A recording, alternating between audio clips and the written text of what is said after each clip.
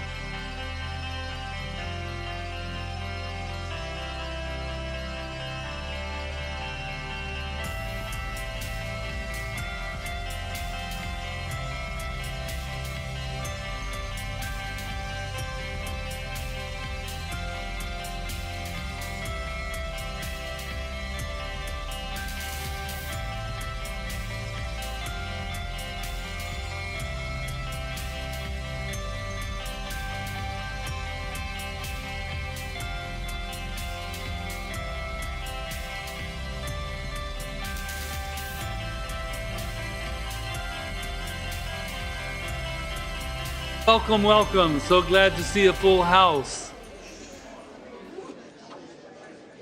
So, we will begin with the Pledge of Allegiance. I pledge allegiance to the flag of the United States of America and to the republic for which it stands, one nation, indivisible, with liberty and justice for all. Roll call. Mayor, I have one quick announcement. If you're missing a set of car keys to a Mercedes-Benz, we have them at the clerk's station. Councilmember Bonner. Here. Councilmember Brown. Here. Councilmember Jimenez. Presente. Councilmember Robinson. Here. Councilmember Wilson. Here. Vice Mayor Zepeda. Here. And Mayor Martinez. Presente. Our next item is statement of conflict of interest. Are there any? Hearing none. Our next item is agenda review. When we have a request to remove item N2A. That was a request by Councilmember Wilson, and that is to the port contract with Haley and Aldrich, Inc. for dredging, permitting support, and slope analysis at Terminal 2 and other port areas. And also item N3A, that is a proclamation in honor of June Albonico, and that item will be pulled from the consent to be presented. Correct. And where do you want that placed? I would like it to be one of the first presentations since it's short. So under study and action, or are we doing it like after Here, let me report see. from the city manager? Under study and action, Okay.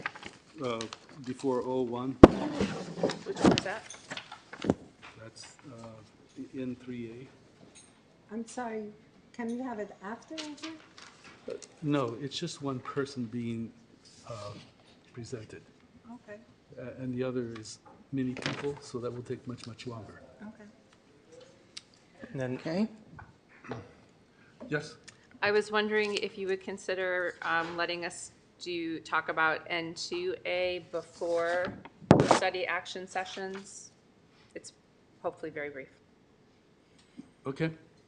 And then, Mr. Mayor, if Yes. I may, if we can move O4 up before the study and action sessions, or before O1 or whatever in there, just so it's not at the very end, because that item, it has to do with being here for a long time and people being able to participate. Well, if you notice, there's a lot of people here who will be here for a lot of time if we put that ahead, so, Thank you. no.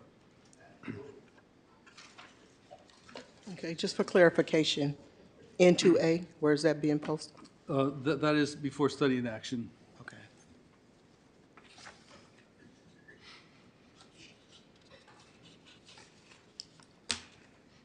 Any more changes? Okay, no other changes. Our next item is a report from the city attorney of final decisions made during closed session. Thank you. With regards to the closed session, the items listed on the agenda, the first item is surplus property authority versus riggers. We gave a status report on that litigation. There was no reportable action taken. With regards to the item C2, which is employee negotiations with the various bargaining units, we gave a presentation on the status of negotiations. Again, there was direction to the negotiators, but no reportable action taken. And on the liability claims, the Terrell item, there was a discussion of that matter, and there was no reportable action taken. Our next item is a report from the city manager.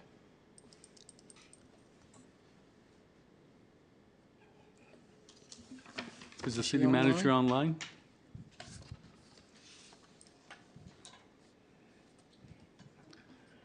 If not, we can come back to her. Okay. All right, our next item is open forum. And this is an opportunity for the public to give comment on items that remain on the consent calendar or items that are not on the agenda. I would like to, this is the time to add a proclamation to the agenda. Oh, I'm sorry, that's under agenda review. We needed to add one more proclamation Yes. for your item, and that was for Judge Henry Ramsey Jr. Who Okay. defended the Black Nine. All right, Thank you. thanks. We ask that you keep your comments respectful, and we have 4 in-person speakers. 1, 2, 3, 4. No, we have 7. And then we'll move to the online speakers. If you wish to give a comment to the council and you're joining us online, please raise your hand at this time. The speakers are Cordell Hindler, Michelle Milam, Rosara Robinson, Don Gosney, Mark Wasberg, and Jamin Purcell. Please come forward. Is there 4 or 7 speakers? You have 2 minutes. Just want to be sure. So, good evening, Mayor Martinez, council. I am Cordell Hindler, and I'm a Richmond resident. So, about a week and a half ago, I did attend the Carlson Phase Project meeting, and it was brought to my attention by the staff person from Recreation saying that that the gym in their facility is in bad condition. So the reason I say that is because I looked at it and I'm like, I was dismayed because I did my own comparison to our pals' gym.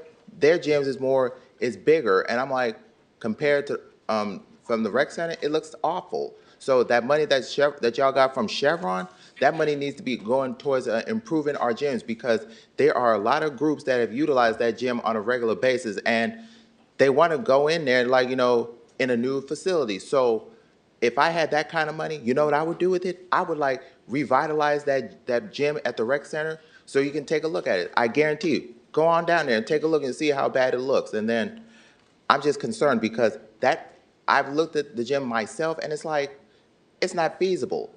Think about the groups that utilize that gym. Take a look down at the rec center, you'll see what I mean. One, and second of all is if you recall when the people came last time around regarding the Nevin Plaza, I've looked at it from the outside and it looks okay, but the renovation, it needs to be taken care of, because people living in those conditions is like, it is in bad shape from the inside. So think about the health of the community. The building itself, it looks fine, but the inside, it needs to take care of. So I'm hoping that they take a look at the building. You'll see how bad it looks, because people have been coughing and wheezing in there, and it's like, and it's not safety. I sure would not live in that place. If I was a senior citizen, I would not live in there at all, period. Michelle Milam.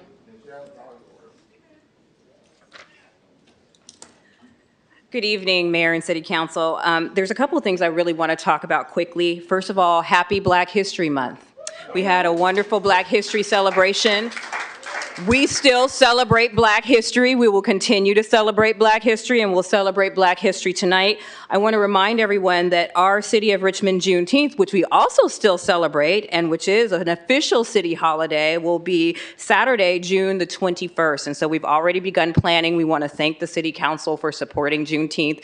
It's a wonderful event, and the Planning Committee is getting planning underway. The other thing I would like to share with you, especially as a resident and a proud member of Local 21, is that I really appreciate the council members who take time to learn what the city employees do.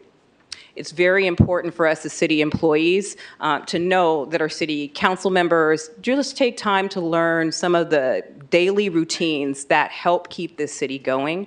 And we appreciate it when you take time to learn what it is that we do, and how, when you make decisions, you can make decisions based upon good information, obviously from the residents and those who are affected by the decisions, but also by your staff who carry out your directives. So we really want to thank time and participate that, in your participation in that.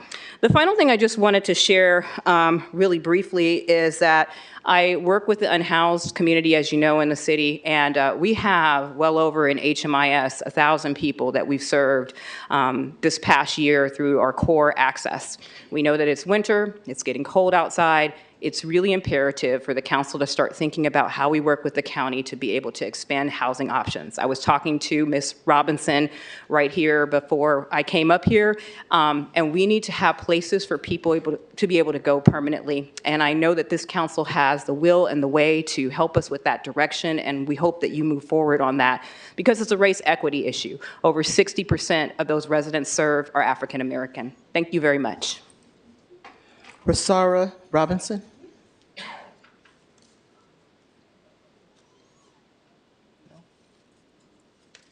Okay. Rosara Robinson. Don Gosney.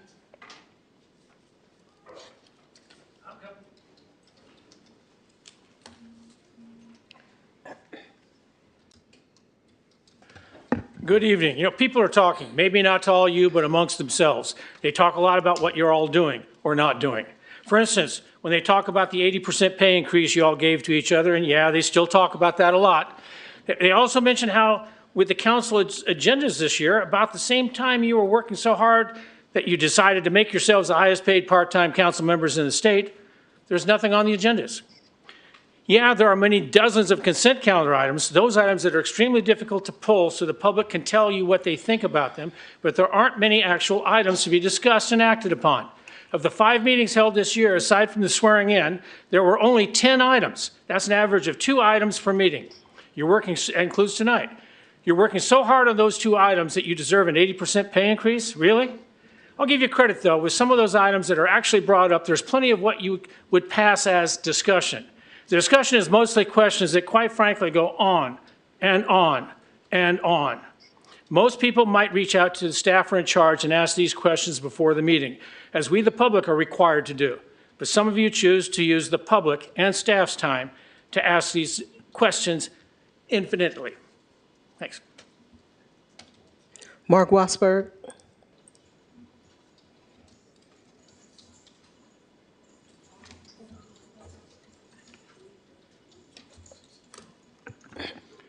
A week ago, I was attacked by a man. He hit me with the umbrella, then he hit me with the belt. So I called 911. Cops came, gave him a citation. Then the second time he attacked me, cops came. They just knocked on the door. We want to talk to you. He told the cops go away. 3 other times I called 911. They didn't show up. So I want to right now let the Richmond PD know and the chief knows, if this guy messes with me again, I'm going to totally beat the hell out of him, because I got every right to protect myself. I carry a knife, a hammer, and a pepper spray, and I'm sick and tired of the Richmond PD giving me this bunch of BS that, well, we can't do nothing because you're not hurt. The man violated the restraining order. I sitting there called the other day. He's sitting there, and the dispatch says, well, we can't go anywhere. We can't chase him all around town. Then 8 hours later, I get a call from the Richmond PD. Hey, what's going on, Mr. Wasberg? I said, well, you supposed to show up here 8 hours ago. Then you call me and give me this bullshit about 8 hours. All right? And I want the chief know, and every Richmond cop out here knows, if he fucks with me again, he ain't going to have a face when I get done with him, because I'm tired of him attacking me. And every time I go to the hacienda, I need to watch out for this guy. And just go ahead, and his name is Soul League, like Little League Baseball. He lives at the hacienda, 413. The other night, he went over my truck and busted out all my windows on my truck. I'm going to tell you, I ain't messing around, Chief. You better talk to your men, because I don't want to go back to jail. I was already in jail twice already, and that room 9 is horrible. I'd rather stick my head in the toilet, but the West County, I could have dicked 6 months there with no problem. But I don't want to go back to jail, so Chief, you better talk to your men. Our last in-person speaker is Jamin Purcell.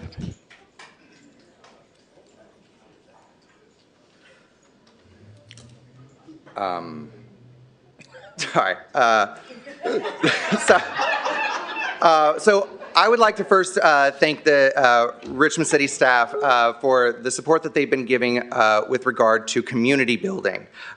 In particular, I have had the pleasure to be able to take part in a storytelling program that's being put on by the library, and I really want to thank the library staff for what they've been doing about having about organizing events to be able to bring people out, to be able to be in community and in space, and to be able to share their culture, their backgrounds, and silly stories sometimes. But regardless, what I really think this drives at is that we have a great need of community building within the city of Richmond. And it's not that we don't have it, it's just that we could always use more. And I want to start off by also mentioning that we will be having Pride this year on June 1st. And so I look forward to being able to be seeing everybody there and being able to see all of our participants. But as well, that's a part of all of our festivals that actually kick off with Cinco de Mayo. And I think it would be really great to be able to have more publicity around these festivals that all of the different communities are putting on.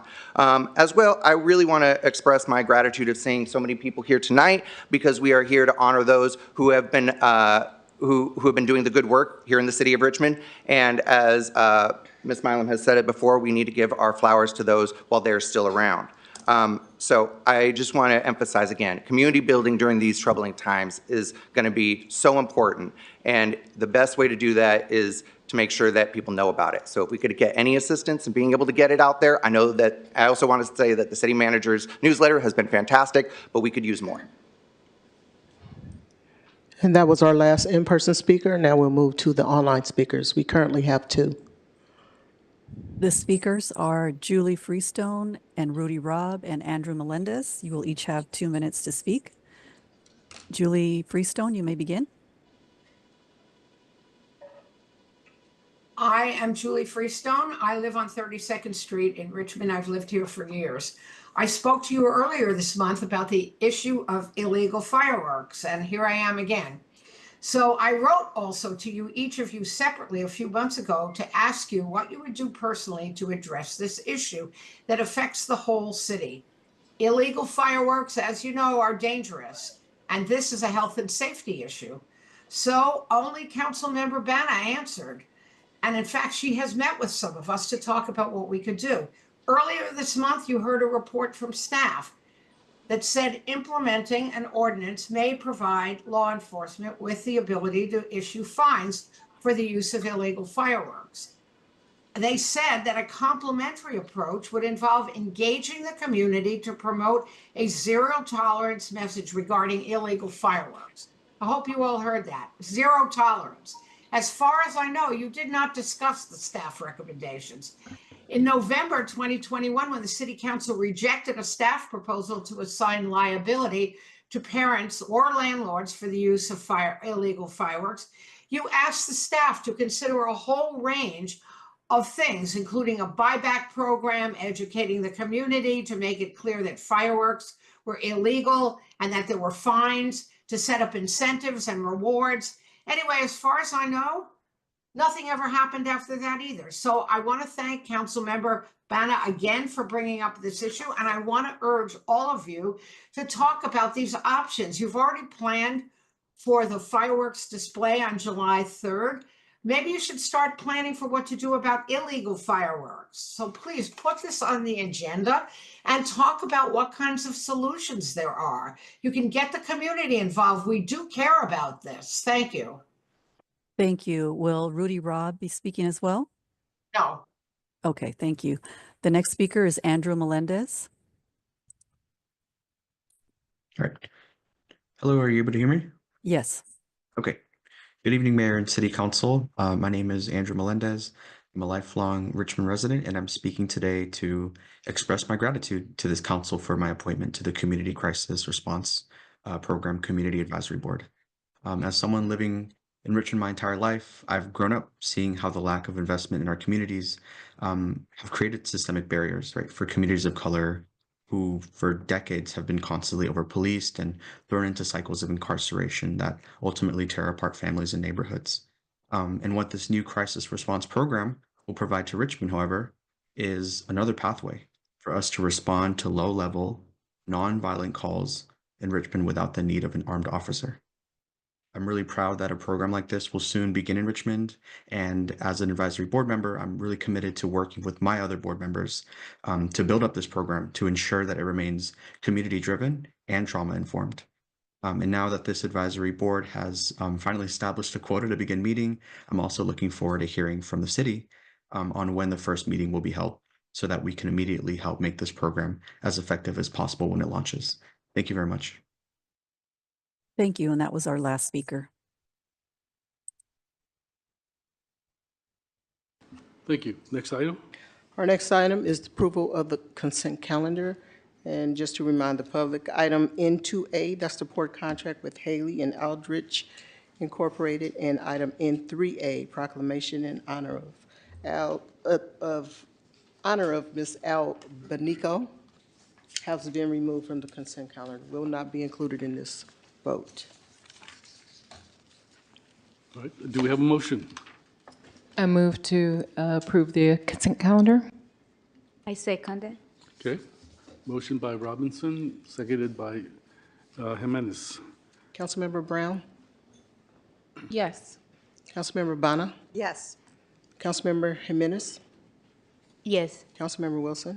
Yes. Councilmember Robinson? Yes. Vice Mayor Cepeda? Yes. And Mayor Martinez? Yes. The vote is unanimous. Our next item is item, N2A. And that is to approve a contract agreement with Haley Aldrich, Inc. in the amount of $250,100 to secure permits to complete required maintenance dredging at Terminal 2, the Point Potrero Marine Terminal, berths 7 and 8, the Marine Bay Yacht Harbor, and conduct slope analysis of Terminal 2 with a term ending June 30th, 2026, and approve the transfer of $150,350 between projects in the port's fiscal year 2024-25 budget.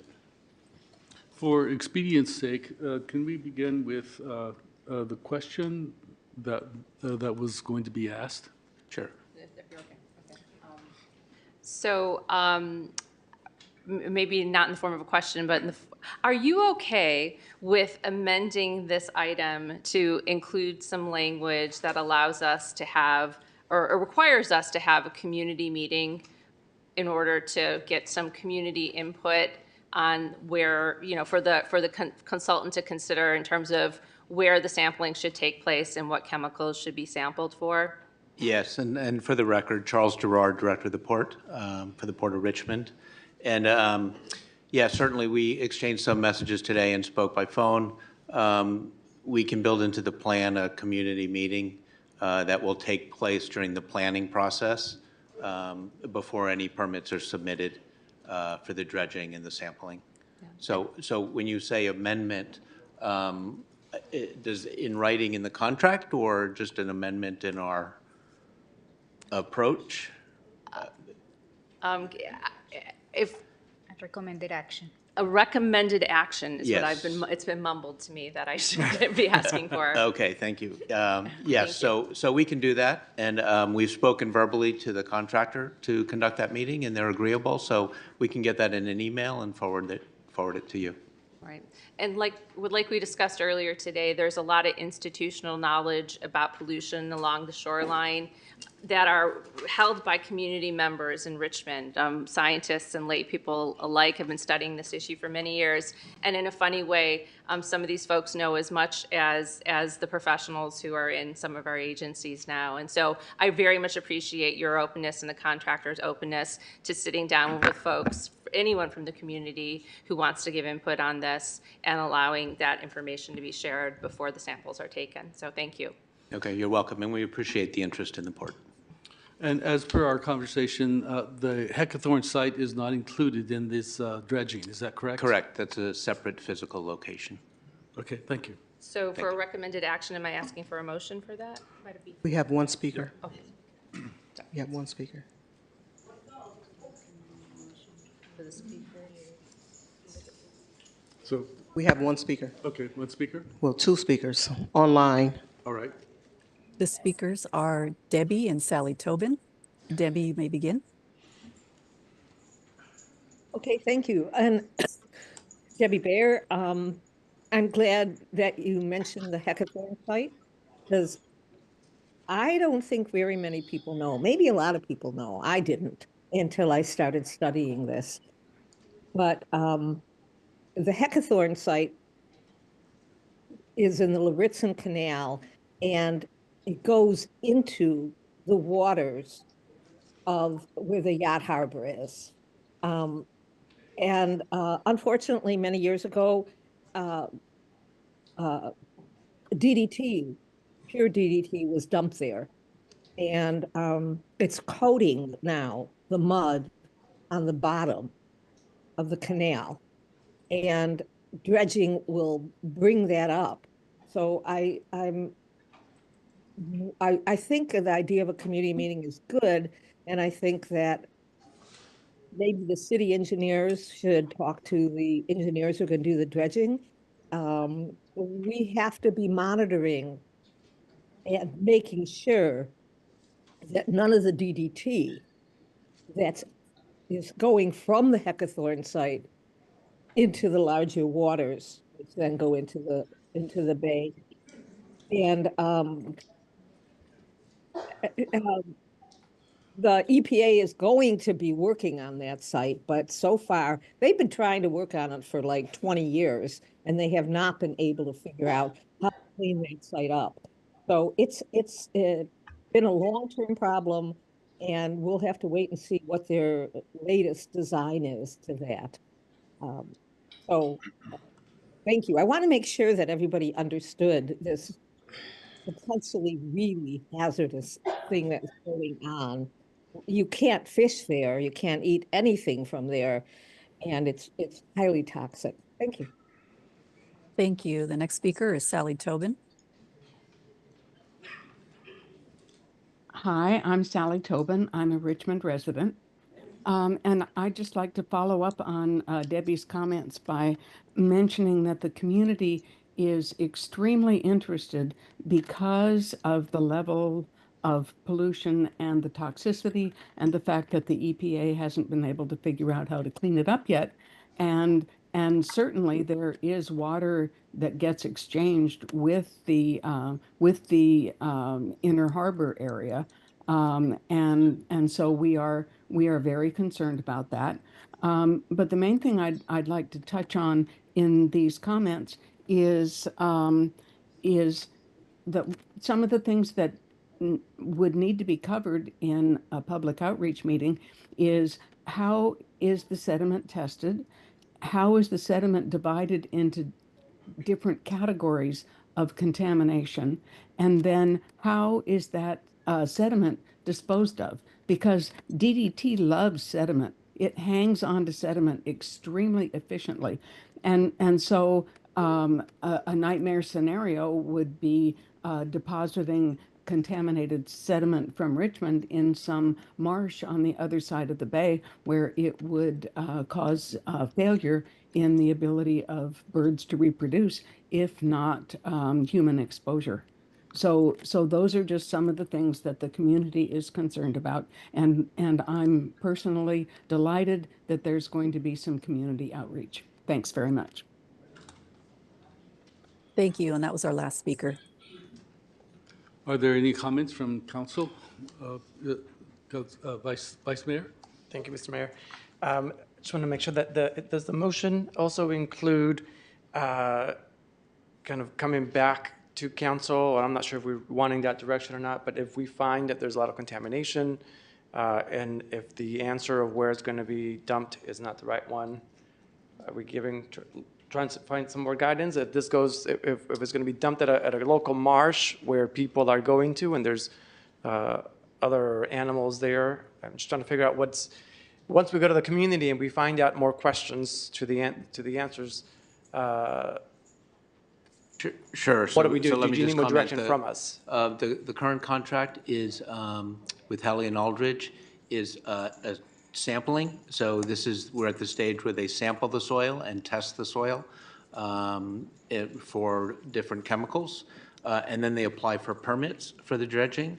There'll be another process subsequent to the permitting process where we will be going to market for a dredging company. So all of the permitting and sampling content and data and results will be part of that next step of the process. Both the sampling and permitting process and the dredging and disposal process are highly regulated by state lands, BCDC, Army Corps of Engineers, Fish and Wildlife. So there's a strict protocol that is followed already. But to be clear, the immediate item on the agenda is just for the sampling and the permitting process to start. But not the actual dredging? Not the actual dredging. Okay, perfect. Thank you for that clarification. Because I hear that from last time they did it, they were very loud, they were working day and night, and also disturbing our residents, because how loud it was. So thank you for that. Thank you. Any other questions? If not, then we'll move on to the next. Oh, wait, we still need to, yes. Okay, so do I have a motion? So I'm making a motion that we do a council recommendation that says, as part of the project described in N2A, port staff and consultants Haley and Aldrich, Inc. will hold a community meeting to get input during the development of the sampling and analysis plan. I second that. Ready? Yes. Vice Mayor Cepeda? Yes. Councilmember Robinson? Yes. Councilmember Wilson? Yes. Councilmember Jimenez? Yes. Councilmember Bonner? Yes. Councilmember Brown? Yes. And Mayor Martinez. Yes. The vote is unanimous. Thank you. Our next item is item N3A, and that is proclamation in honor of the life and legacy of June Albonico, and this is by the mayor's office. Thank you. It's with great respect and deep gratitude that I present this proclamation in honor of the life and legacy of June Albonico, a remarkable woman whose dedication to our Richmond community spanned more than 6 decades. That's a long, long time. As a lifeguard and swim instructor at the Richmond Plunge and at the Richmond Swim Center, June taught thousands of people how to swim.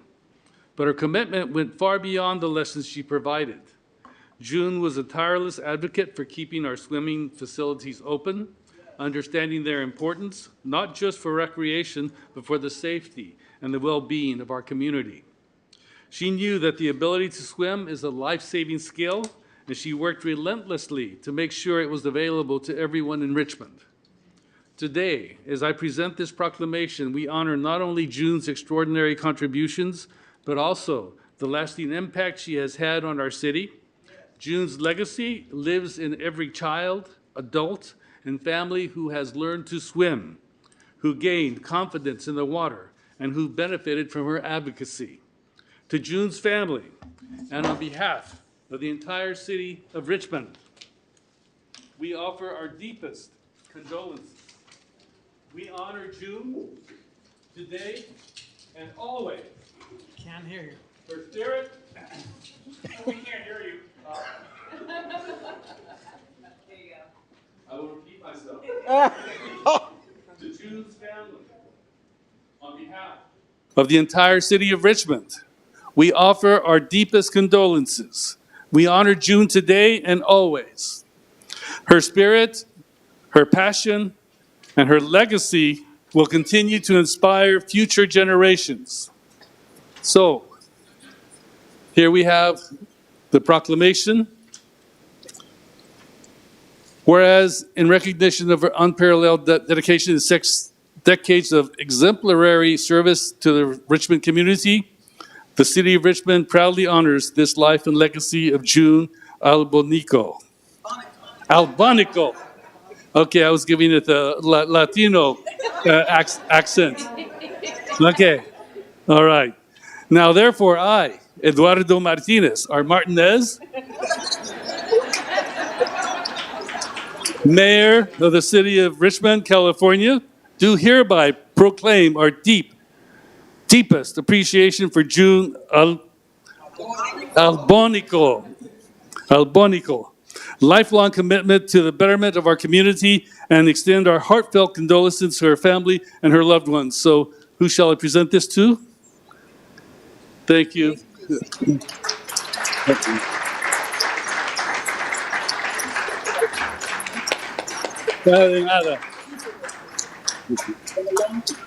Yes. So, all right. Just come on. Come on. Yes. Family.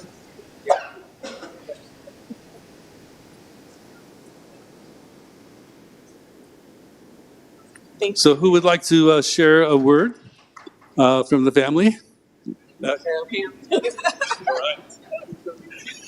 What, me, y'all?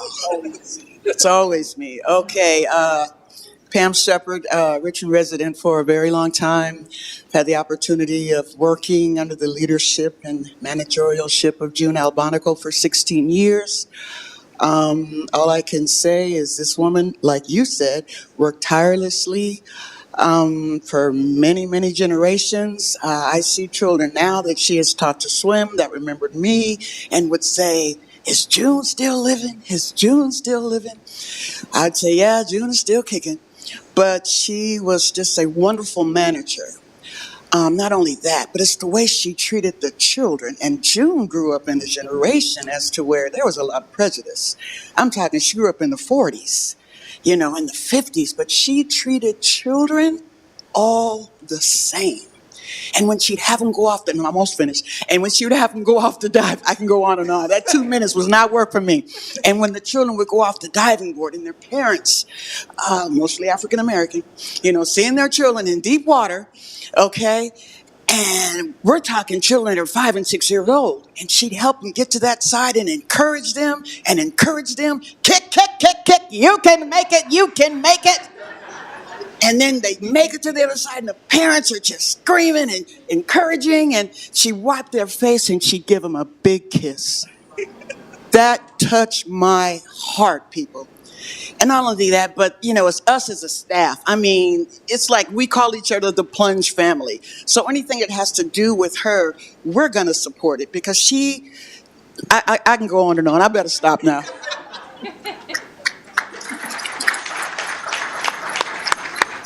Bless you. You described that so well, I saw it in my mind's eye as if I was watching a movie. You know, and I saw that kiss and the smile on that kid's face. It's beautiful. Thank you for sharing that. Thank you.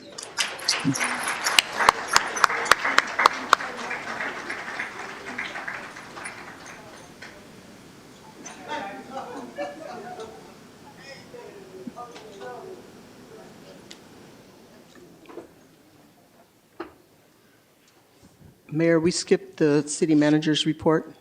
Oh. Do we want to go back to that? Yes,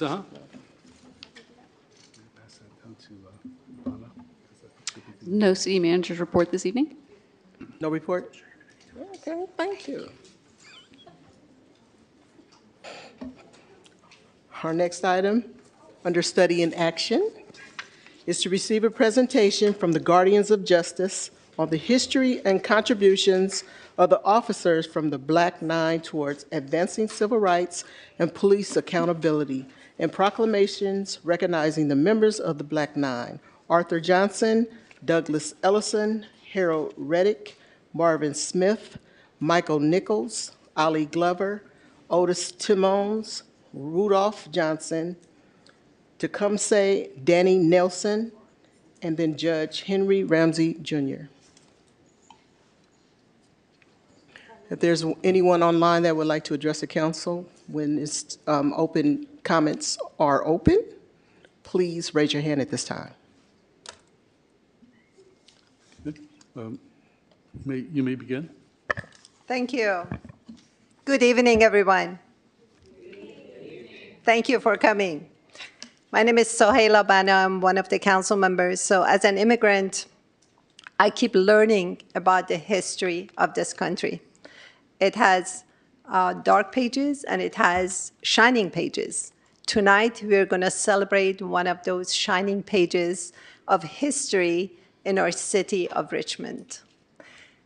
As a Richmond resident, I am proud to see that the movement for accountability and institutional integrity for the police departments started in our city by the Black Nine police officers who demanded it.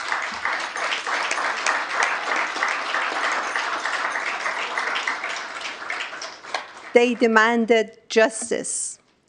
Their attorney, Judge Henry Ramsey Jr., called them heroes because they sacrificed and jeopardized everything: their job, their status, prestige, income, they had families, they had children to feed.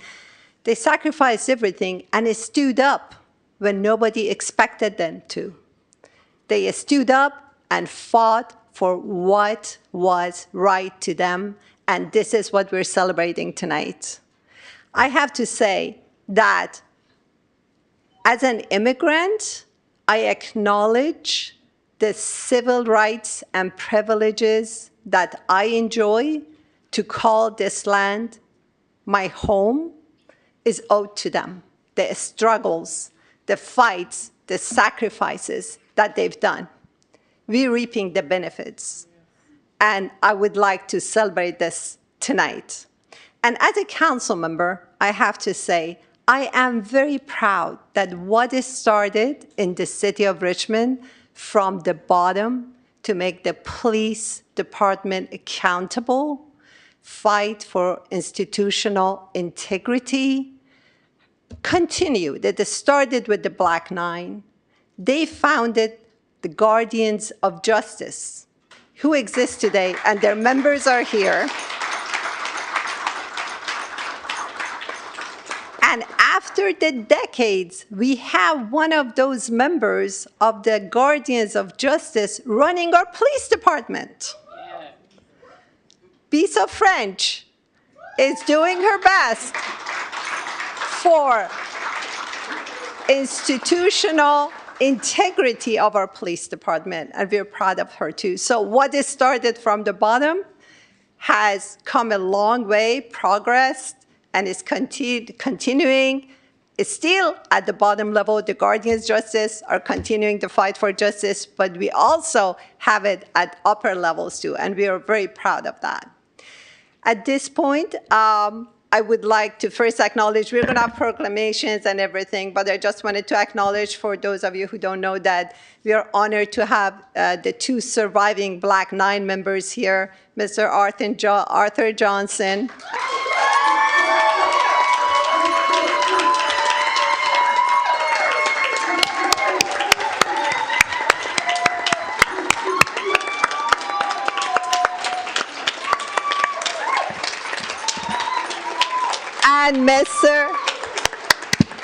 And Mr. Otis Timmons, who had joined us tonight.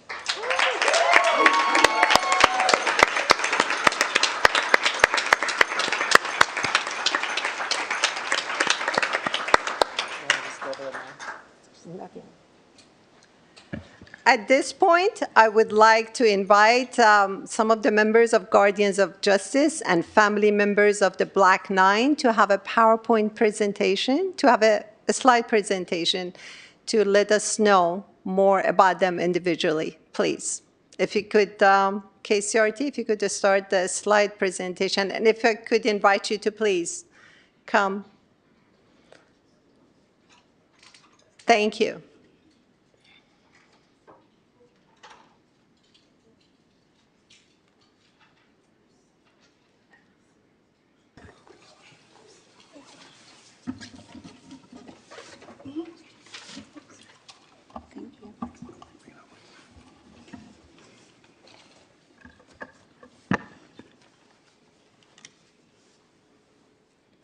You can begin the slide presentation, please.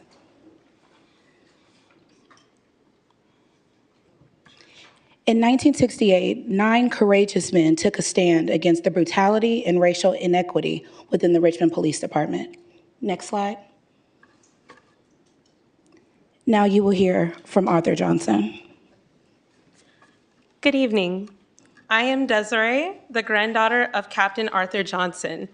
Captain Johnson was born in 1937 in Shreveport, Louisiana. Captain Johnson was raised in Oakland and served in the U.S. Air Force. Captain Johnson is a graduate of the University of San Francisco and the FBI National Academy. Captain Johnson was hired by the Richmond Police Department in 1967.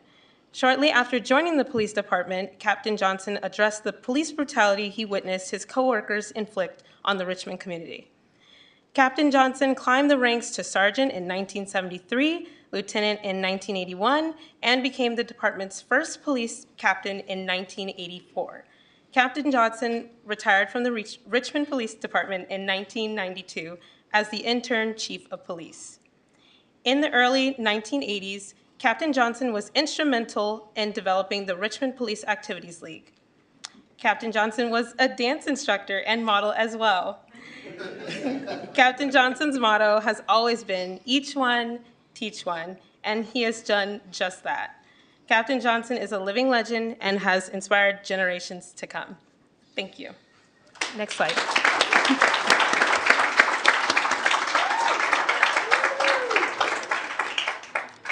Good evening. I'm Sergeant Sarita Ellison with the City of Richmond. I am the great niece of Sergeant Doug Ellison. Sergeant Doug Ellison was hired by the Richmond Police Department on November 1st, 1946. At that time, was the second African American to hold the rank of police officer position in the City of Richmond. Sergeant Doug Ellison was a lifelong Richmond resident and a professional boxer.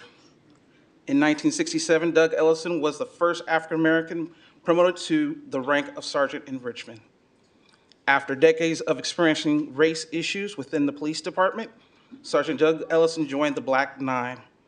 Sergeant Ellison retired from the Richmond Police Department on January 30th, 1973, after 27 years of service to his city. Sergeant Ellison later worked at Bart Police Department for 10 years as a sergeant, retiring in 1993. Next slide, please.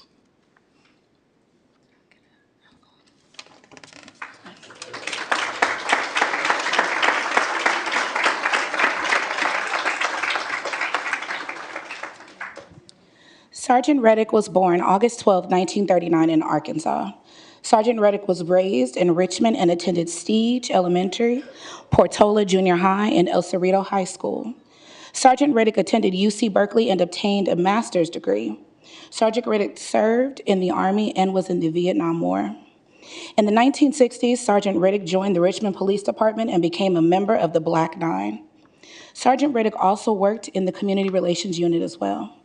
In 1974, Sergeant Reddick left the police department, the Richmond Police Department, and worked as a regional director of the U.S. Department of Housing and Urban Development, HUD. Sergeant Reddick helped numerous families in the housing projects he once grew up in. Sergeant Reddick retired from HUD in 1996. Sergeant Reddick later worked in the Contra Costa County Probation Department as a probation officer. Sergeant Reddick worked diligently to improve the lives of the youth. Sergeant Reddick's motto was, reach back and bring someone with you when you get ahead. Thank you. Next slide.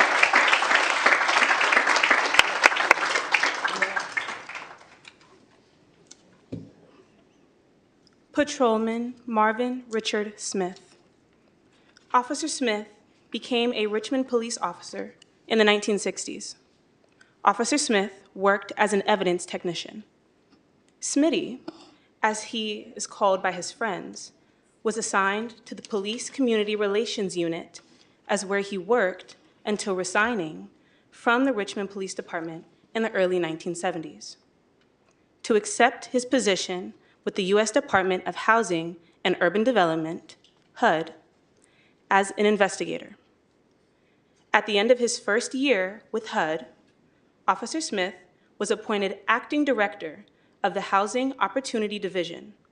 He later became director of the Fair Housing and Equal Opportunity Compliance Division. Officer Smith left HUD in December 1977 to accept a position as the Equal Opportunity Administrator for the Lawrence Livermore Laboratory. Thank you. Next slide.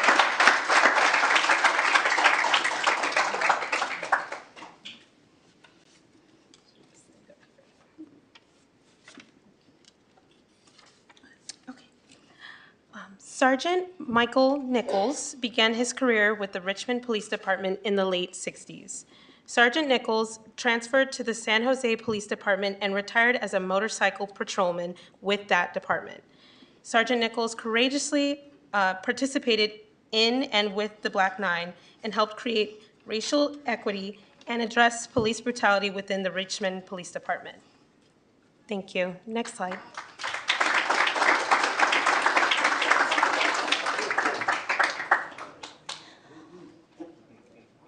Sergeant Ollie Glover was born on July 3, 1938, in St. Louis, Missouri. Ollie received his primary education in the St. Louis public school system. In 1975, he received his Bachelor of Arts in Psychology from California State University. In 1977, he received his Master's of Science in Psychology from San Francisco State University. And in 1980, Ollie received his Doctor of Philosophy in Social Clinical Psychology from the Wright Institute of Berkeley University. He served his country for 10 years in the United States Air Force as a flight pilot. In 1965, Ollie started his career in law enforcement as a police officer in Richmond. In 1970, he became a detective. Ollie was the first African-American helicopter pilot in Richmond. In January 1973, he was promoted to sergeant. In 1975, Sergeant Glover resigned from the Richmond Police Department to start his private practice. For over 25 years, Sergeant Glover worked as a practicing clinical and forensic psychologist. Sergeant Glover enjoyed his life to the fullest, smoking his pipes, his cigars, and drinking the finest cognac. Thank you. Next slide.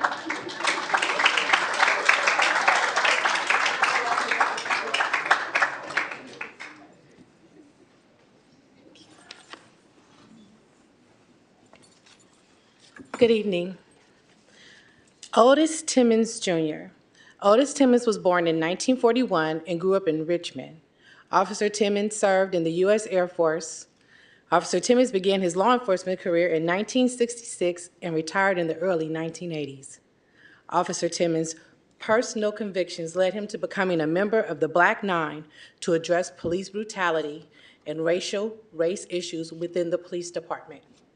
Officer Timmons is also a living legend who through his efforts with the Black Nine made the city a better place for all residents and police officers. Thank you. Next slide.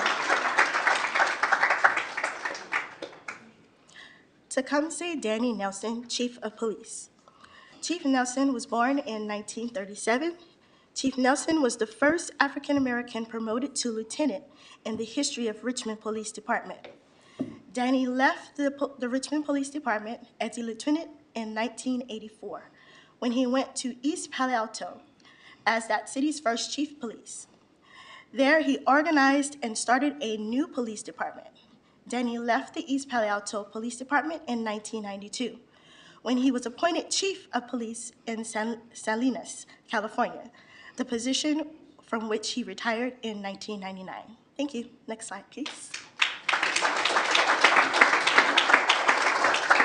You got Tecumseh. Oh, I didn't know that. Sorry. Good evening. I am Kimberly Johnson. I am Rudolph Johnson's oldest daughter. Rudolph Johnson was born in 1936 in Shreveport, Louisiana. Later, he and his family migrated to Oakland, California. My father attended McClymonds High School, and upon graduation in 1954, he joined the Air Force. Upon his discharge from the Air Force, he came back home to Richmond, California, and started his family. I'm told he started the Richmond Police Department in 1963. While working for the Richmond Police Department, he was a patrolman, and it says here he was also a detective. I did not know this. In 1972, he left the Richmond Police Department and started at the Bart Police Department, where he served as a sergeant until his retirement in 1988. During his leisure time, my father enjoyed fishing. He loved to travel. He enjoyed fishing. He loved to hunt. He enjoyed fishing. Every Friday night, we would go bowling with my Uncle Lee and my cousin, and he enjoyed fishing.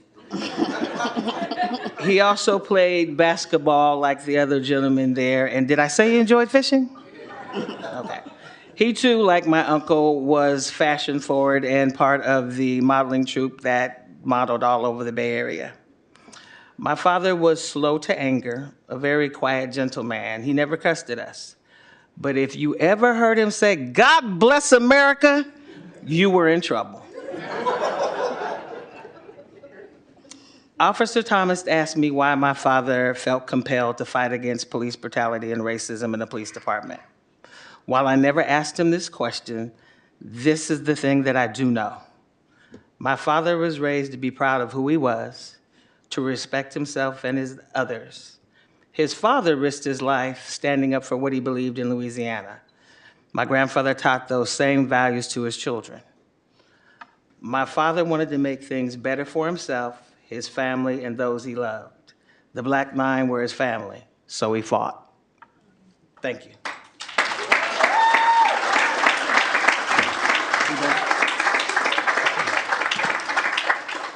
Last slide. So on behalf of the family members of the Guardians of Justice, we want to say thank you to you, Councilman Banner, for putting this together, and thank you to the current Guardians of Justice for organizing this event for these phenomenal change makers.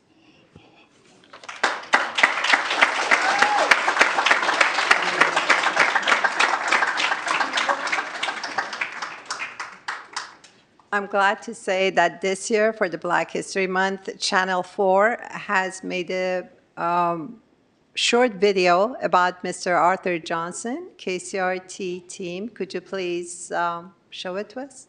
To honor Black History Month this morning, we learned the story of the city of Richmond's first Black police captain. Yeah, Captain Arthur Johnson. Black officers like him have worked their way up the ranks now to basically pave a pathway to leadership roles for people of color. Crown Force Philippe Jagal reports. In the community, I wasn't Officer Johnson. I was Art. Fitting for an avid fisherman and well-traveled golfer whose artistry was carrying out the law with compassion. I tried to show by my actions that you could be a cop and be a black man also. And he did it in style.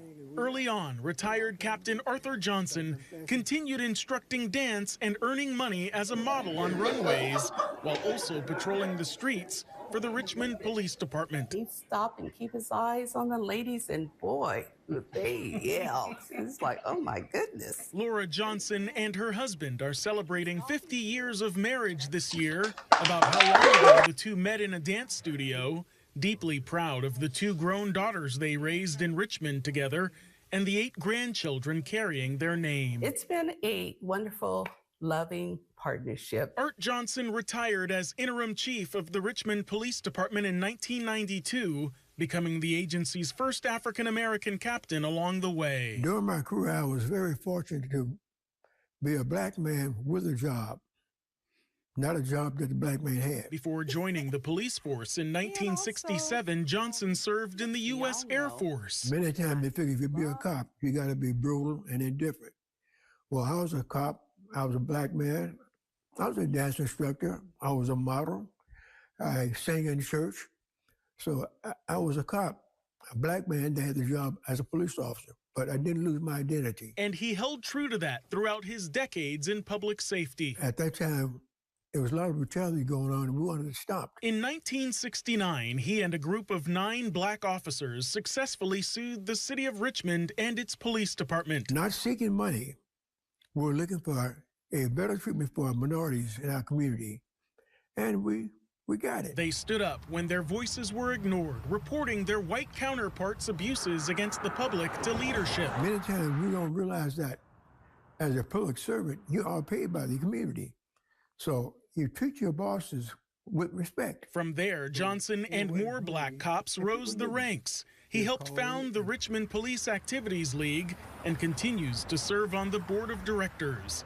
2 years ago, the organization's technology center was named in his honor. I was shocked because I do what I do not because I want notoriety, because I love people and kids. The Johnsons are deeply rooted in the congregation at St. John Missionary Baptist Church of Richmond. I'm a child of God.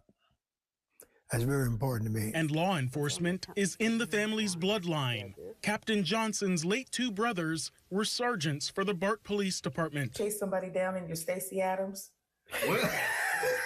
Yeah. His daughter, Shauna Morris, is a bail bondsman and former bounty hunter, And one of Morris's daughters is a correctional officer at San Quentin State Prison, the other a forensic scientist. It's amazing to just say, you know, he's my dad. And although he was the first Black police captain in Richmond, he was not the last. His motto was each one teach one, and he's done just that. And Captain Johnson hopes more young Black people follow in his footsteps and choose a career in public safety. Richmond was a location that I grew up in and grew up with, and now living in and retired in and enjoying it.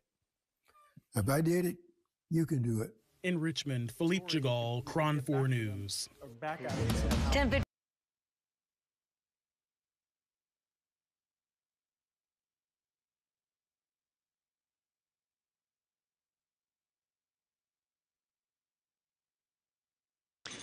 And with that, we're going to honor the Black Nine. But before that, I would like to recognize the Guardians of Justice to join us and honor their founders.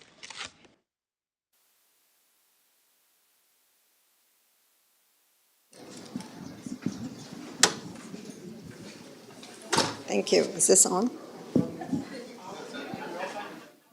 I don't think it. Oh. These are the proclamation. These are the certificates.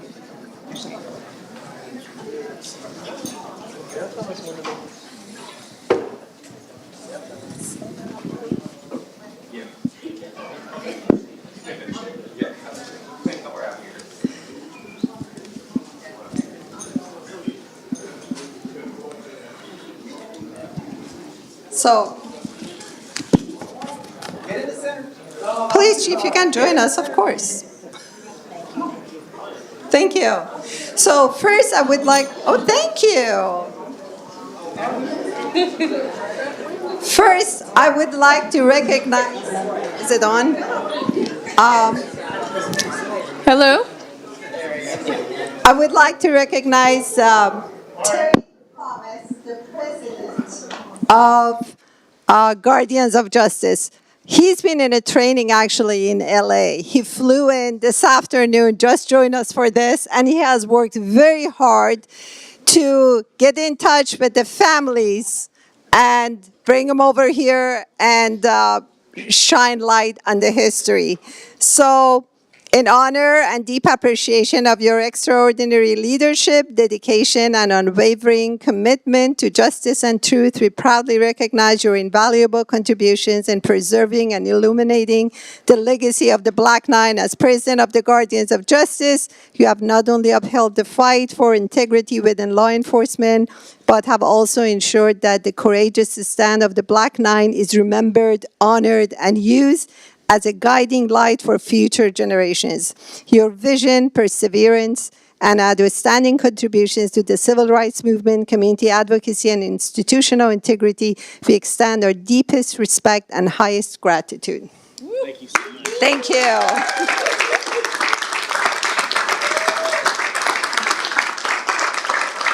I also would like to recognize the other officer of Guardians of Justice, Savannah Stewart.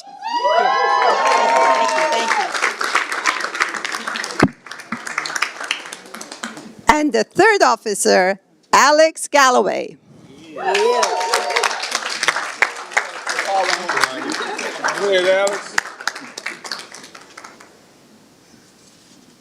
I would like to call all the members of Guardians Justice one by one. If you're here, please join us. Robert Gray, and with the certificate of recognition. Is Robert here? Okay. Thank you. Ron Carmichael. Jim Jenkins. Cleveland Brown. Oh, sorry. Daryl Jackson. He's here. Thank you. Thank you so much. Yes, presidents. Can you let them know it's past presidents? These are all the past presidents of the GOJ. Sorry, my mistake. So, I really appreciate the service. Larry Lewis, our own Larry Lewis.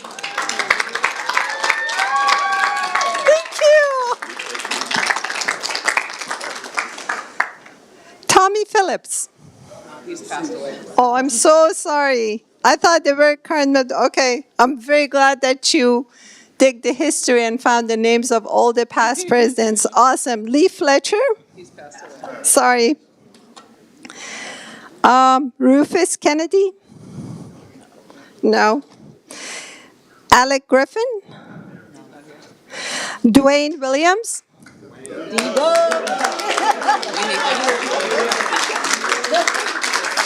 Thank you so much. I'll correct your name later. No, he's not here. Terry Ellis, not here.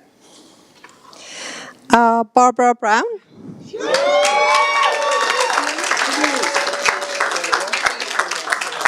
It is an honor. Thank you. Thank you. Michael Booker? Thank you so much. His wife is here. Oh, his wife is here. Virgil Thomas? And his wife is here. She can... Please.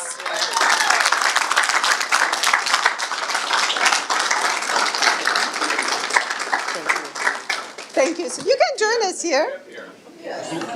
Please. And Terry Hudson? No, he's not here. C.A. Robertson.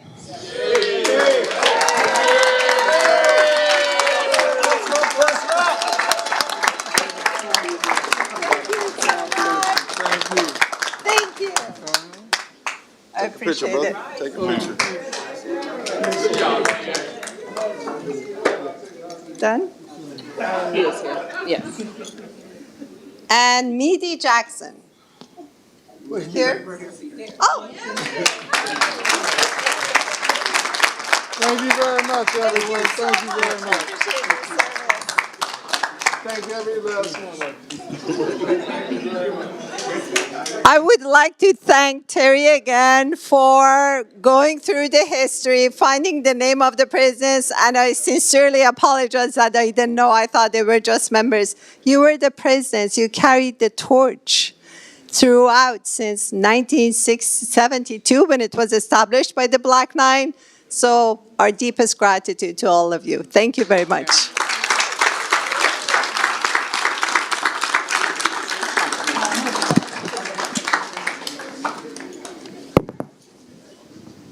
So this is the proclamation for the Black Nine, and I would like all of us to participate in reading it. I would like to ask Visa French to start, and then we move on. Whereas in 1968, amid widespread racial injustice and civil rights struggles, 9 courageous black officers of the Richmond Police Department, later known as the Black Nine, took a historic stand against racial discrimination by exposing and challenging police brutality, racial profiling, and systemic inequities within the department. And whereas their decision to file a formal complaint in a lawsuit against the Richmond Police Department made history as the first internal lawsuit within the police department in the United States to challenge discrimination against black officers and police brutality towards residents of Richmond, setting a precedent for law enforcement reform nationwide. And whereas their courage was fueled by the 1968 Richmond uprisings following the assassination of Dr. Martin Luther King Jr., where they witnessed officers engaging in unjustified detentions, beatings, and unlawful conduct, particularly targeting black men and youth, including in historically black neighborhoods such as Porchester Village, where residents had long faced racial profiling and over-policing. And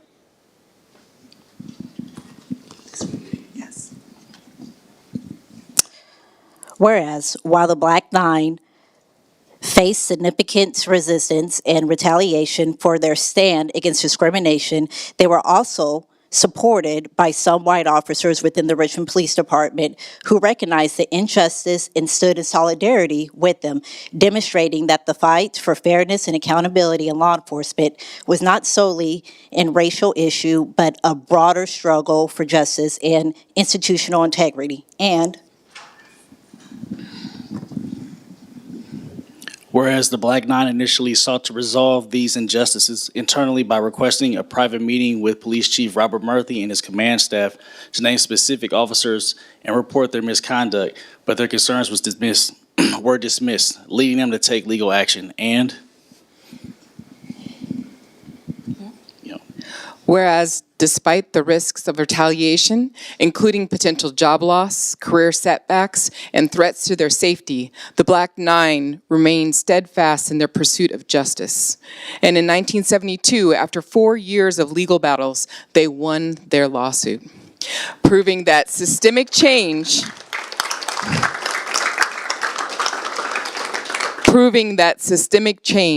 within law enforcement was possible. And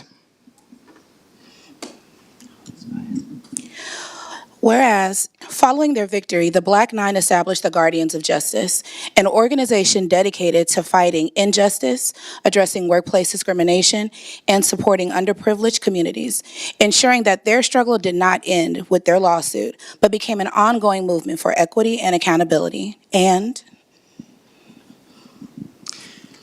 whereas their courage, leadership inspired Black police officers across the country to form similar advocacy groups, leading to the creation of organizations such as the National Black Police Association and other minority law enforcement associations advocating for fairness, representation, and accountability in policing. And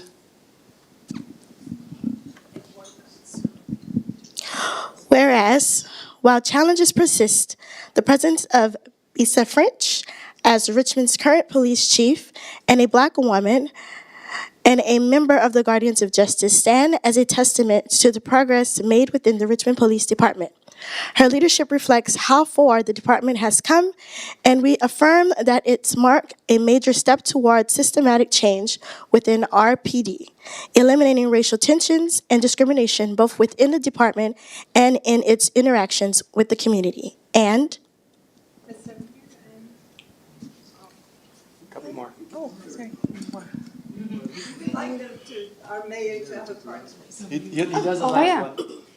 The mayor does the last one. That's where it says the mayor. Whereas let the legacy of the Black Nine serves as a beacon of courage, inspiring others to come forward and stand against injustice and discrimination, ensuring that the bravery continues to pave the way for accountability, fairness, and equality in all institutions. And yeah, you can read it. Okay. Whereas Arthur Johnson, as a member of the Black Nine, played a pivotal role in this movement, demonstrating extraordinary bravery, dedication to fairness, and an unwavering commitment to public service, paving the way for greater equity in law enforcement. And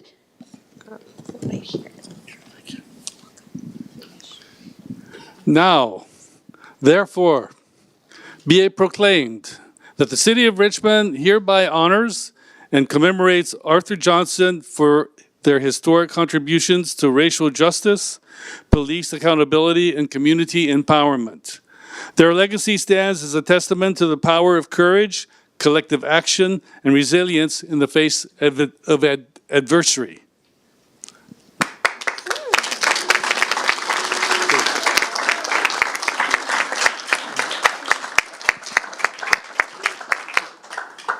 Thank you. So, this is for you, Mr. Johnson. And thank if you could please share a word with us. To God be the glory. It's because of him that we're here today. And 56 years ago, 9 Black officers decided that we did not want our community dealt with the way it was. And I say our community because 8 of the 9 lived in Richmond. I said 8 of the 9 lived in Richmond.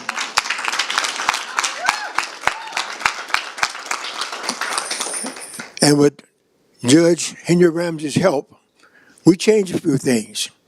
And now Richmond's a better place because the 9 blacks stood up when it was time for them to stand up and stand out.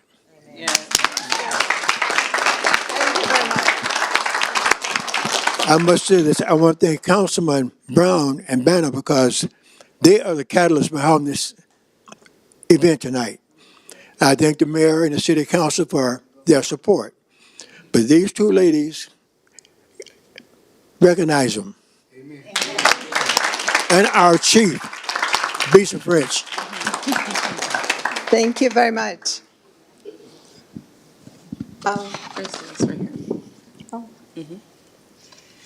So we also have a similar proclamation for Mr. Otis Timmons.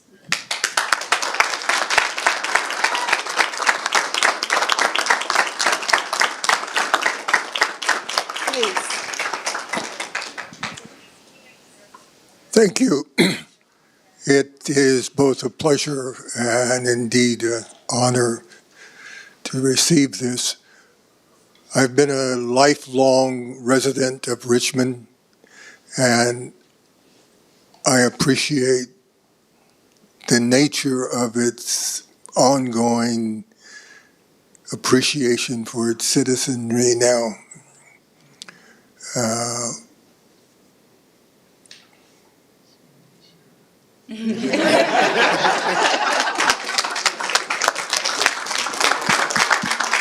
Thank you very much. May I ask the family members of Harold Reddick to please join us, or are they here? They're coming. Oh. Thank you.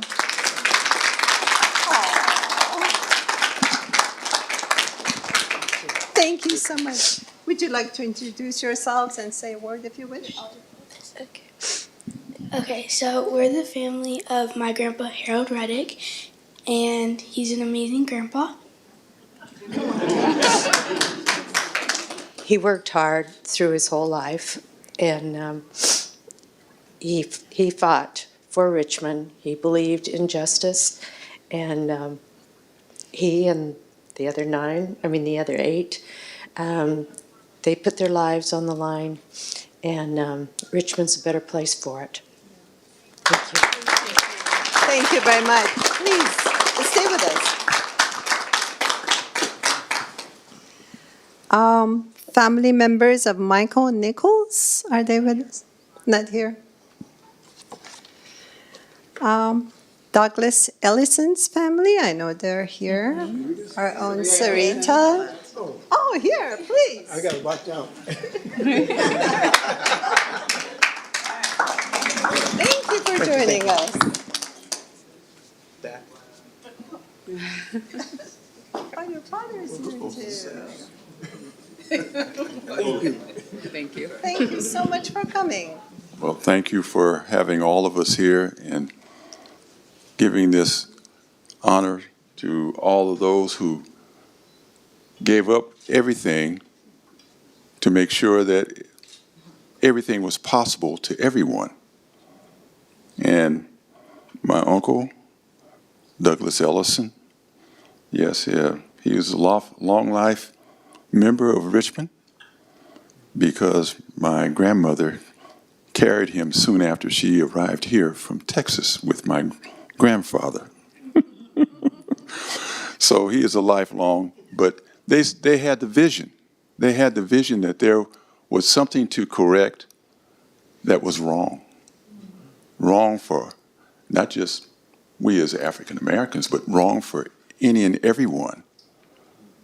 And they stood up for it because this was standing up for justice, and America was known for standing up for justice, and they stood up.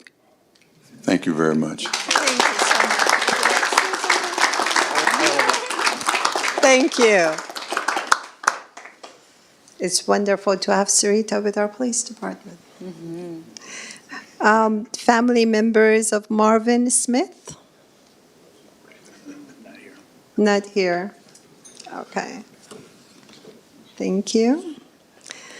Family members of Ollie Glover, please.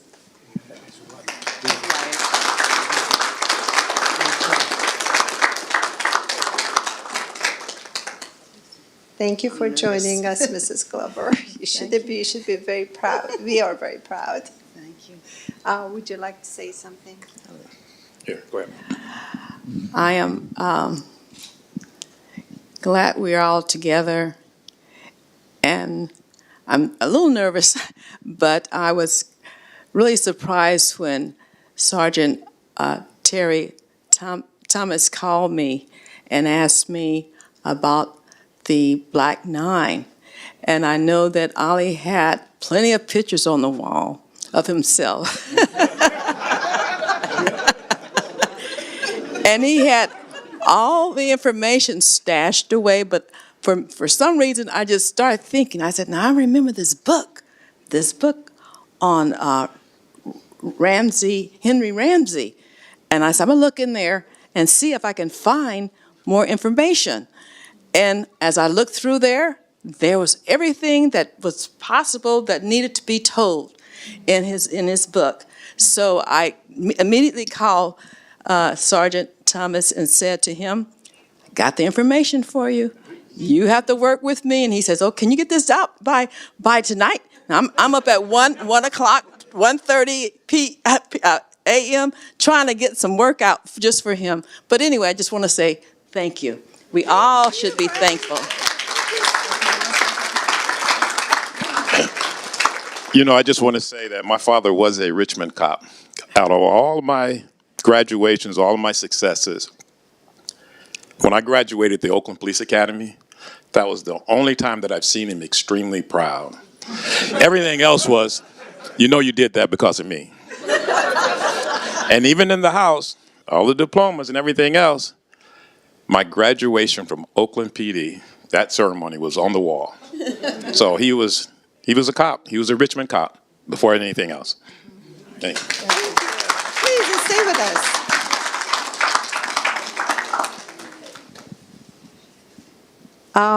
Family members of Danny Nelson, please. Oh, they're not here. Thank you. And Rudolph Johnson? Oh, wonderful. Thank you. Oh, I think I've said pretty much everything. I'm just grateful to be here, and I wish he was here to receive it, but I'm so glad it finally came. Thank you so much.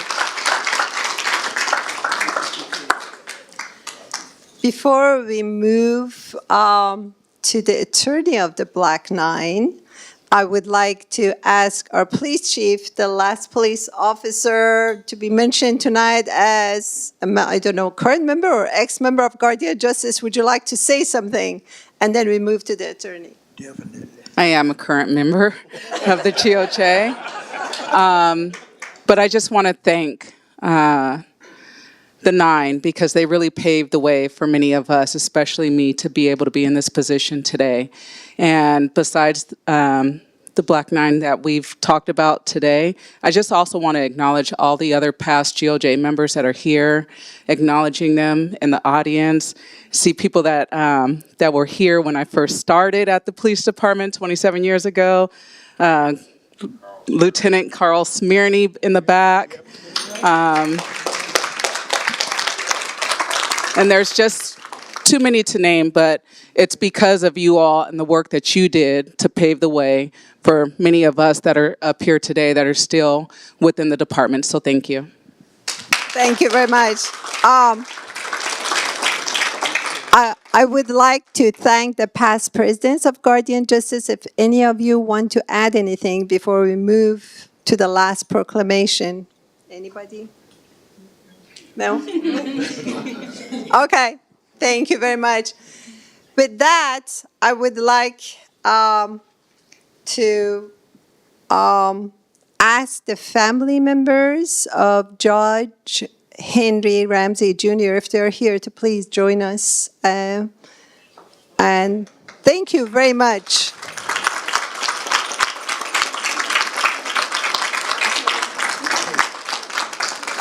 Thank you so much. I'm so glad and honored you're with us tonight. And with that, we're going to read the proclamation again.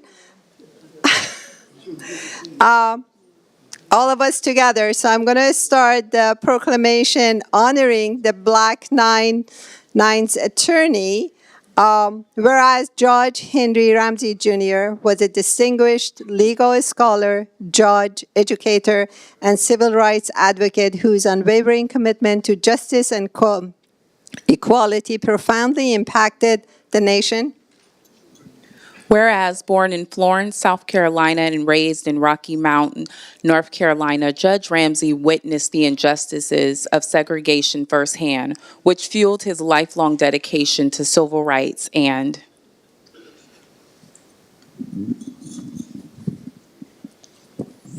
Whereas he pursued a career in law in the late 1950s and early 1960s as a direct response to the discrimination and segregation he and other African Americans faced. These experiences shaped his resolve to challenge systemic racism and fight for justice, leading him to become one of the first African American graduates of the University of California, Riverside in 1960, and earn his law degree from the University of California, Berkeley in 1963, and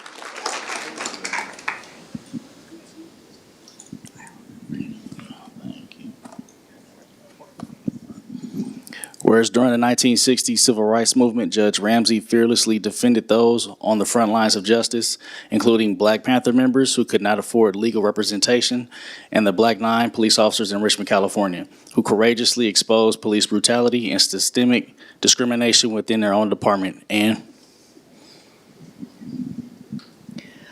Whereas his legal advocacy on behalf of the Black Nine not only uncovered misconduct in Richmond, but also ignited national conversations, inspiring Black law enforcement officers and civil rights activists to push for systemic reforms in policing and racial equity. And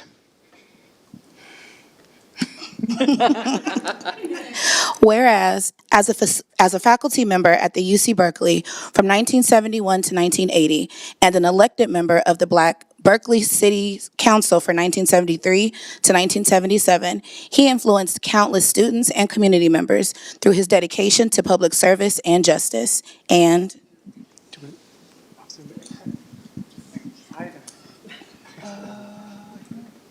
second to last. Got it.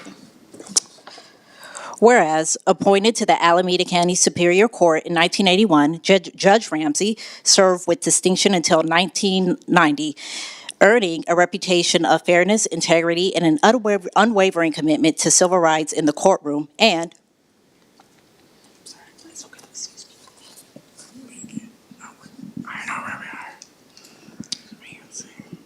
you should be down here. Perfect. Whereas, as Dean of Howard University School of Law from 1990 to 1996, he worked tirelessly to elevate academic standards and bar passage rates, mentoring a new generation of legal professionals dedicated to justice and equality. And whereas Judge Ramsey was a passionate advocate for criminal justice reform, particularly focusing on the over-incarceration of young Black men, which he condemned as a national crisis. His work emphasized the importance of prevention, often stating that the best re-entry is no entry. And whereas, in recognition of his lifelong commitment to justice and diversity in the legal profession, the American Bar Association established the Henry J. Ramsey Jr. Diversity Award, which honors individuals who promote inclusivity and excellence in the field. And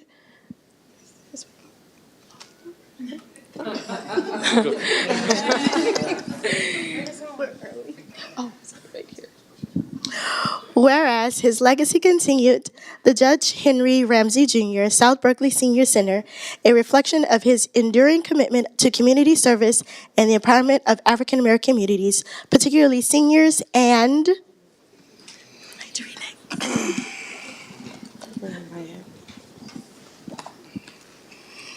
Whereas, in this Black History Month, As we honor the courage and sacrifice of the Black 9 police officers, we also recognize Judge Henry Ramsey Jr., whose fearless advocacy helped bring their fight for justice to light. His dedication to truth, equity, and the protection of civil rights remains a guiding force in our ongoing pursuit of more just society.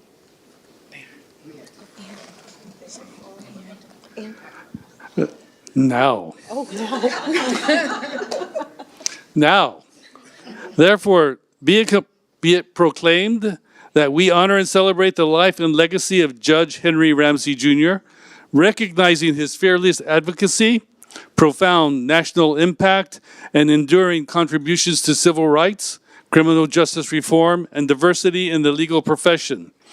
His work continues to inspire and guide us in the ongoing pursuit of equality and justice for all. So many thanks to Judge Henry Ramsey.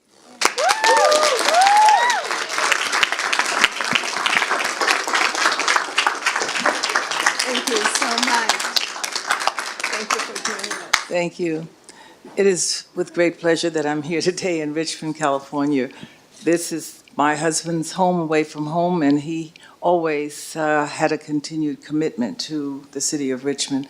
And one of the proudest accomplishments was his being able to band together the Richmond 9 with all of the sacrifices that each of those young men made to take themselves and stand before the city council and demand the city of Richmond give them the respect and the community that they served. And so I'm so very pleased to be part of this. And for those of you who put together this celebration, it's tremendous and much needed, and thank you.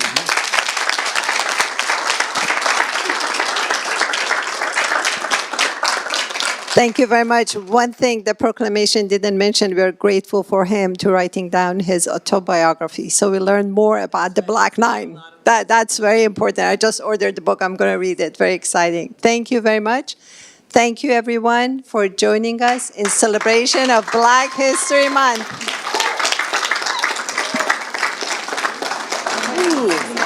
Oh, no, thank you. You know we're starting with Black History Month. That was great.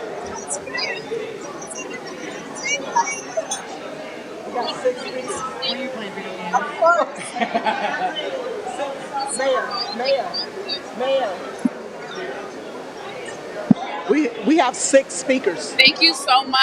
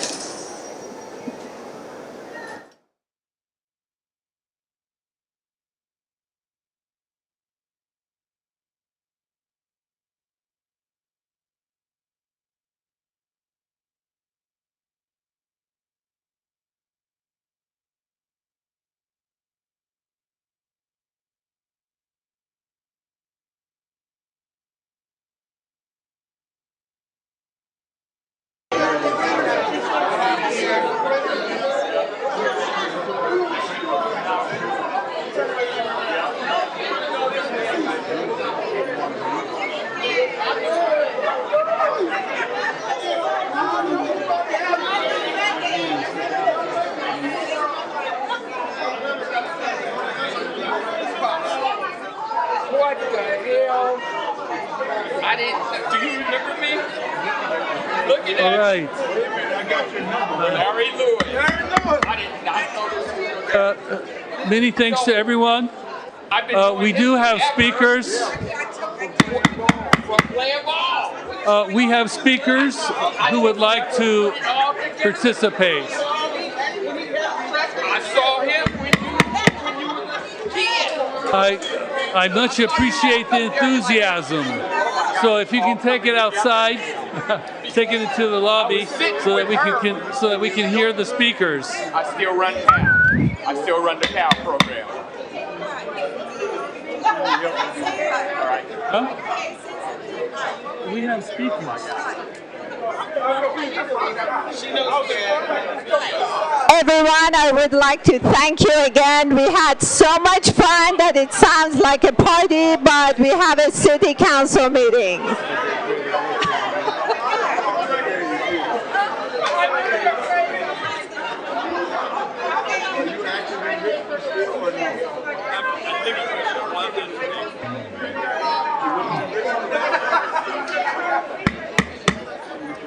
If you can please take this, we have speakers who would like to speak to this item.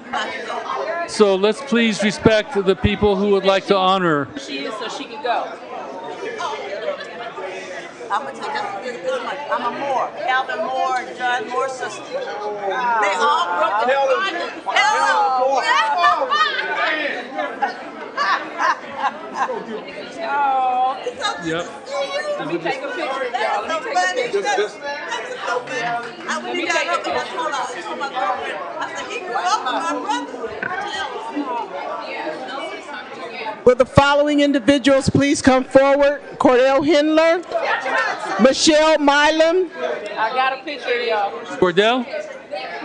Mark Wasberg, Ben Terrio, Jamin Purcell, and Don Gosney. You have 2 minutes to address the council. Okay. Can we please have quiet in the chambers? Thank you. Go ahead.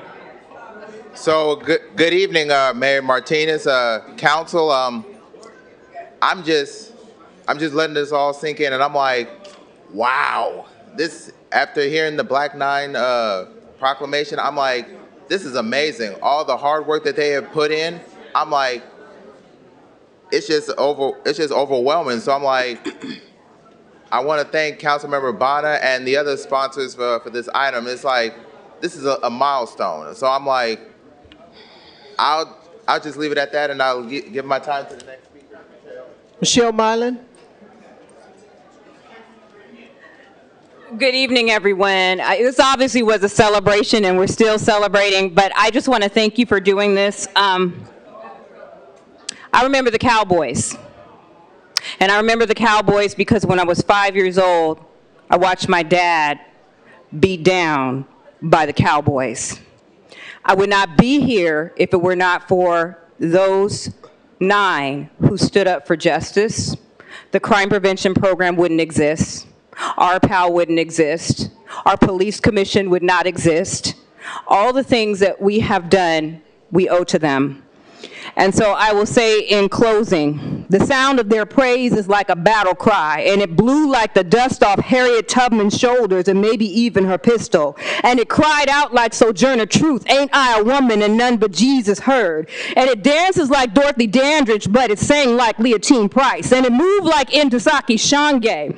And it smelled like Big Mama's gumbo, but it felt like Grand Grand's quilts. And it hit like Venus, but it backhanded like Serena. And it took stall like Queen Esther, but it was clever like Rahab, and it wept like Mary at the foot of the cross for all of those who were lost. Yes, their eyes have pierced more hearts than ever did bullets of war. They've gone to battle without a shield or a sword, but simply the word of the Lord. And today we name them legend. I know this took some time, but it was a long time coming. And we would not be where we are in this police department. We would not be moving in the direction that we are if it were not for their work. So I am thankful. Mark Wasberg.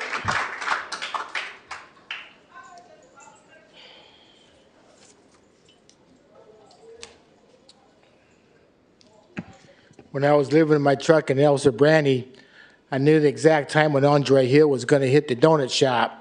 I looked at my watch, I said, yep, he's coming right now. So I walked up there, I said, I'd take the usual, coffee and a donut. He goes, sure, no problem. So the next day I walked up to the donut shop, I seen him going there, coming out with a box of donuts. So I reached into the box, he goes, don't you touch it.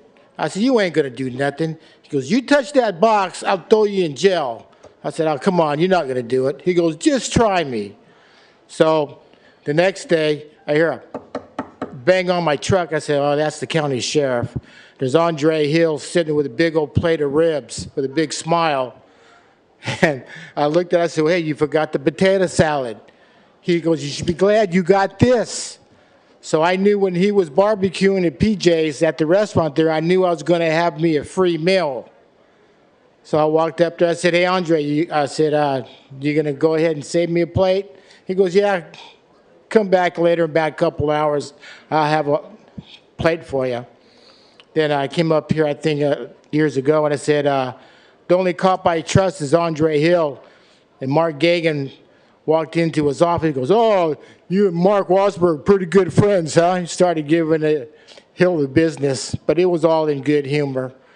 So every time I was out there filming the violence, and I was sitting on a bench, and Hill walked up to me, what are you doing? I said, I'm waiting to film some shootings and beatings and homicides.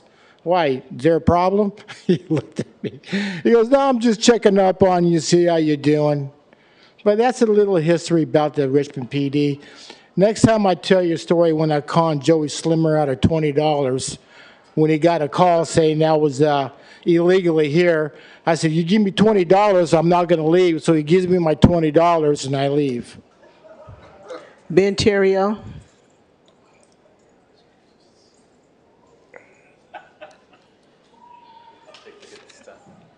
Ben Terrio, President of the Richmond Police Officers Association. Good evening, Mayor and Council. I want to thank the Guardians of Justice, the GOJ, for this proclamation, and the City Council for providing the time as well and giving the Black Nine recognition for what they deserve. It's always a good thing to see Richmond cops getting praised at City Council. It doesn't matter how long it took. But the Black Nine obviously overcame great adversity, and especially in their chosen profession of law enforcement for what was going on in that time. What they've had to deal with and form for justice, both externally in the community and internally within the department, it sends echoes and waves through time, and we feel that now. The Black Nine and their families should be proud of what they fought for, and I've had the privilege of serving on the Richmond PAL board with retired Captain Art Johnson, Uncle Art, as we call him, and all of us sergeant officers now, we appreciate what they've done for us, because we as officers, we now stand on the shoulders of giants, and those giants are them. Thank you. Jamin Purcell.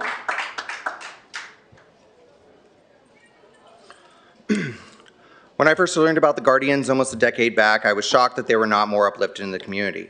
The world often lets the villains steal the spotlight. They take the air out of the room and they take the center stage, and media lets them define the narrative.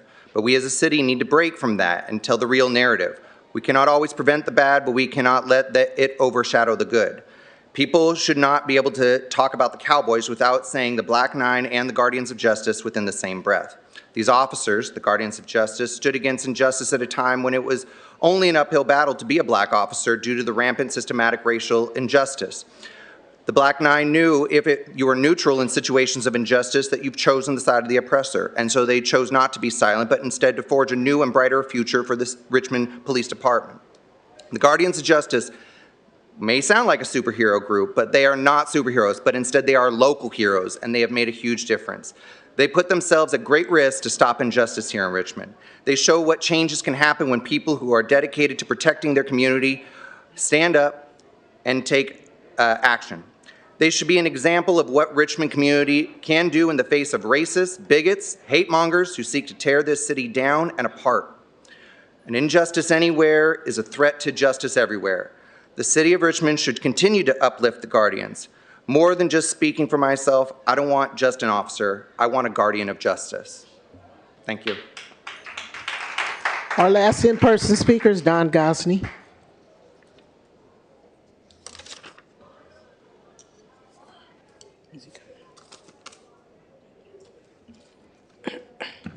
I'm not going to repeat everything that's been said, even though it bears repeating, but I'm very glad also that you included Judge Ramsey in there. Even if it was last minute, it was still important on there because he was a pillar of this community. But things that were left out of there, the mock trial courtroom at De Anza High School is named after him with a huge bronze plaque. And he kept trying to impart upon his own children the importance of giving back to the community. Were you aware that 20-year school board member Charles Ramsey was his son? Okay, the father of our bond program to rebuild almost all of our schools in our district. But his other son, Izzy Ramsey, was just recently fired by our good friend Donald Trump in the White House. Why? He was the United States Attorney for the Northern District of California. Okay? He only fired 91 of them on that same day. But it's all about giving back to the community, and I appreciate what Judge Ramsey did, appreciate what his family did, and again, I appreciate what we did here tonight, because it's long overdue.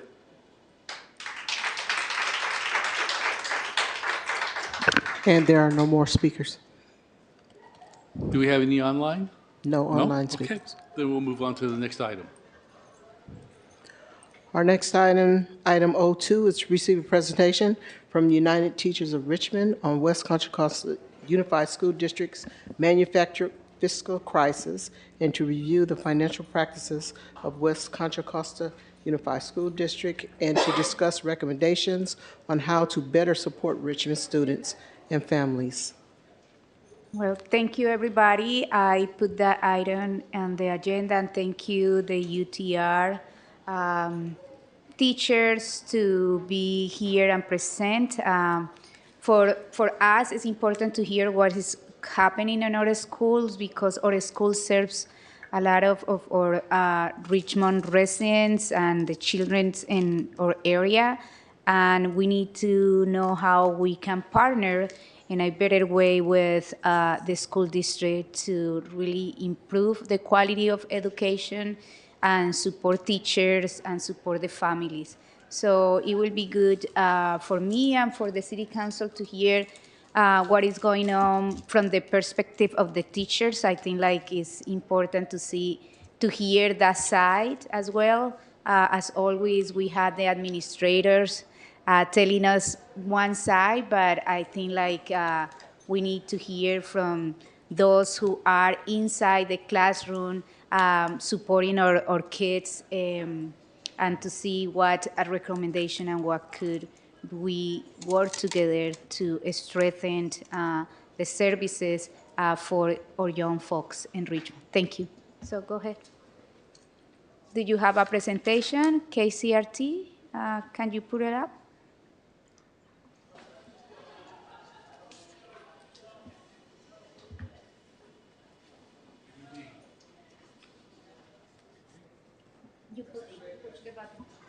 Can you hear me? Okay. Yes. Hi, good evening, Mayor Martinez, City Council members. My name is Francisco Ortiz. I am a homegrown teacher at Ford Elementary. I'm currently on release to serve as the president of United Teachers of Richmond.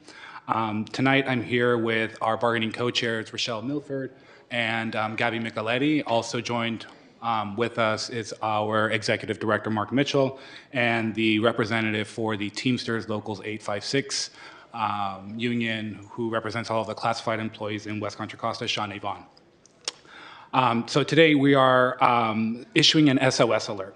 Our school district is on the verge of a complete administrative collapse. Thousands of Richmond students are suffering irreparable educational harm due to mismanagement and financial misfeasance. 2 years ago, it was UTR educators who sounded the alarm about the deplorable conditions at Stige Elementary and the vacancy crisis across our district.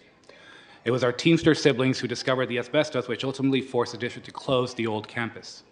We ask that you stand with the people closest to our students to provide better educational opportunities for Richmond and West County students. The financial governance of our school district is unacceptable. The data UTR presents tonight is not speculation. It is based on official financial filings submitted by West Contra Costa Unified to the state of California. In contrast, the district continues to mislead the public with narratives that do not align with financial realities. In fact, just 3 hours ago, the district's chief business officer agreed with our financial analysis before you today. He said it was a good presentation. Last week, the district announced on social media and Parent Square that there would be no immediate teacher layoffs. The district just yesterday announced that they plan on eliminating 75 UTR educator positions, an increase from 26 that was approved by the board in January. All the while, we still have 120 plus vacancies across the district. the City of San Francisco successfully intervened in a similar situation, exposing widespread misfeasance within SFUSD and initiating necessary reforms. Richmond must do the same, and we call on all other city councils in West Contra Costa's jurisdiction to join us in our collective fight. Our students are counting on us. We're requesting, on behalf of the 1,500 educators of UTR that UTR represents, for the Richmond City Council to, 1, pass a resolution declaring the financial governance a crisis in our district, underscoring the need for transparency and accountability, conduct an independent assessment of WCCUSD's financial practices, and make recommendations to ensure funds are being used directly to benefit students and educators. And third, to partner with educators, those closest to our students, to stop the unnecessary dismantling of our schools. Other working class communities such as Pittsburgh and Antioch have managed their school finances responsibly and provide their educators with competitive wages, ensuring students benefit from a stable, well-supported learning environment. Richmond students deserve no less. Our district has the funding and the responsibility to do better, and we urge the City Council to take action before Richmond and West County students suffer the consequences of inaction. And now I'll toss it over to our bargaining co-chairs who will present the rest of the presentation before you. Hello, I'm Gabby Micheletti. I'm a Richmond resident and currently on release as Vice President of United Teachers of Richmond, but have taught at Verde Elementary. Hi, I'm Rochelle Milford. Hi, I'm Rochelle Milford. I'm a school psychologist, and I am a bargaining co-chair, and I am also a Richmond resident. So according to the district's own documents, to be a fully staffed district from the perspective of educators, we would have slightly over 1,600 educators. At this time, based Excuse on... me, do you need the slides of Yes, the presentation? KCRT, and can you tell when they need to change the slides? Yeah. Okay. Can we go back to the first slide, please? Thank you. So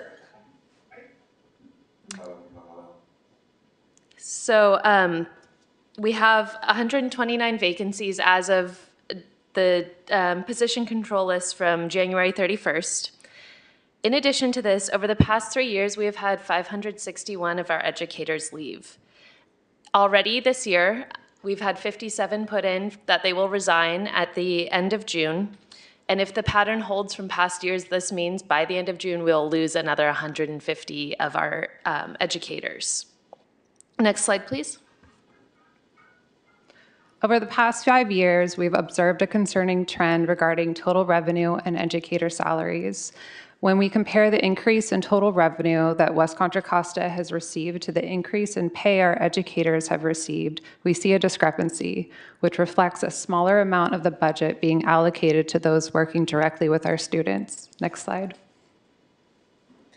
So unfortunately, when we compare the wages of our educators in this district, you'll see that they are significantly lower than the average for the state of California, about 10% lower. Next slide, please. This is especially difficult to bring in and retain educators because if you look at Contra Costa County, I'm sure you all are familiar with this, we are one of the more expensive counties in California, particularly when you look at the self-sufficiency standard that looks at the income required to meet basic needs at a minimally adequate level. Next slide, please. So in this slide, the 3 blue bars represent the average across the state in California. The first on the left is the average teacher salary, which you just saw is about 10% higher than the average West Contra Costa teacher salary. The self-sufficiency standard in Contra Costa is about 29% higher than across the state, so we have lower wages and a higher cost of living. And in the income needed to afford a 1-bedroom apartment is about 43% higher in Contra Costa than other parts of California. So as we try to bring in new educators, finding housing for them is particularly challenging. Next slide, please. So as I just said, our salaries being average is not enough to keep up with the cost of living in Contra Costa to bring in educators. And it's even worse that we are not at the average to keep up with those same costs. Next slide, please. In addition to this, educators across the state have seen falling wages compared to similarly educated positions. So now educators make, I believe it was about 76 cents on the dollar to what a similarly educated professional would make. So not only are we lower in California, we are below that lower number in California. Next slide, please. School finance is largely based on prediction, and the adopted budget is exactly that, a prediction. When we compare West Contra Costa's adopted budget to the unaudited actuals, which is the money they actually received, we see that West Contra Costa received anywhere from $26 to $92 million more than predicted over the last 4 years. On average, they received 14% more than predicted in their adopted budget. If we applied this 14% to the adopted budget for this school year, West Contra Costa would receive $67 million more than predicted. Next slide. Districts our size are required to hold 3% of total outgo in unrestricted reserves. 3% last year was $15.3 million. Currently, across the unrestricted reserves in Fund 17, we have 4 times that amount. We would also like to note that our new interim CBO for West Contra Costa is coming from LAUSD, where he put 40% of funds in savings in 22-23 and 43% in 23-24, instead of using it on today's children. The needed amount for a district that size is less than 3%. Next slide. Fund 17 consists of unrestricted dollars that are kept separate from the general fund and are in addition to the 3% unrestricted reserve. We often hear the term rainy day fund when describing Fund 17. Almost every year, West Contra Costa predicts in their adopted budget that millions of dollars will be needed from Fund 17. However, when the unaudited actuals come out in September, we see that not only $0 were used, but money was actually added to Fund 17. Next slide, please. When the district makes their budgets, they've consistently overprojected expenditures and underprojected revenues. And in the same bargaining session that Francisco mentioned, where these numbers were stated to be accurate by our CBO, he's told us that they will always be conservative in their income predictions, and they will always be liberal in their spending predictions.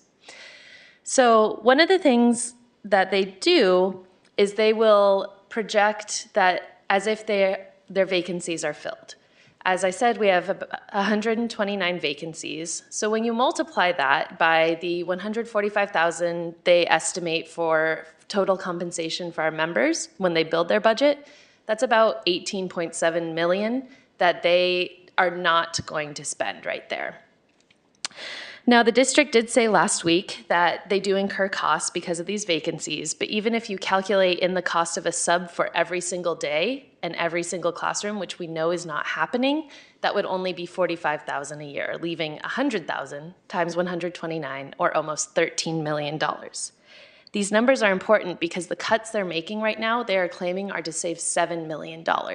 If they simply fix these projections, those needs for cuts goes away.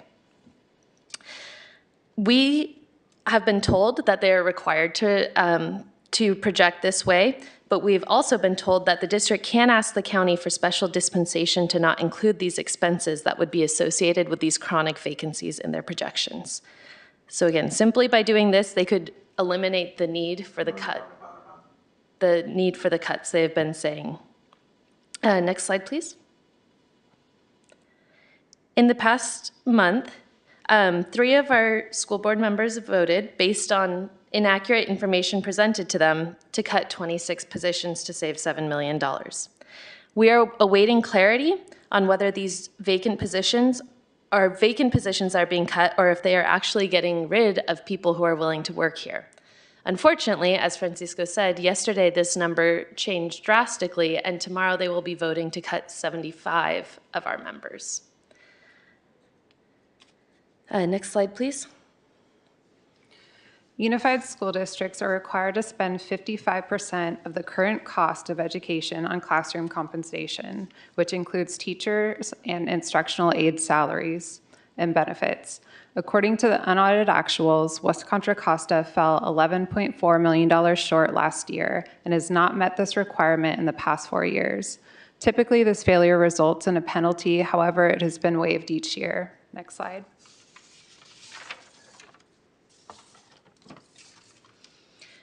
In comparison to other districts, we are also spending less of our money on those who directly impact students.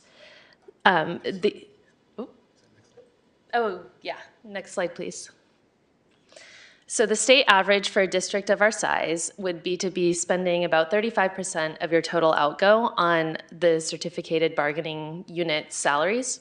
However, last year, even after a fairly significant raise, they were spending less than 30% on that.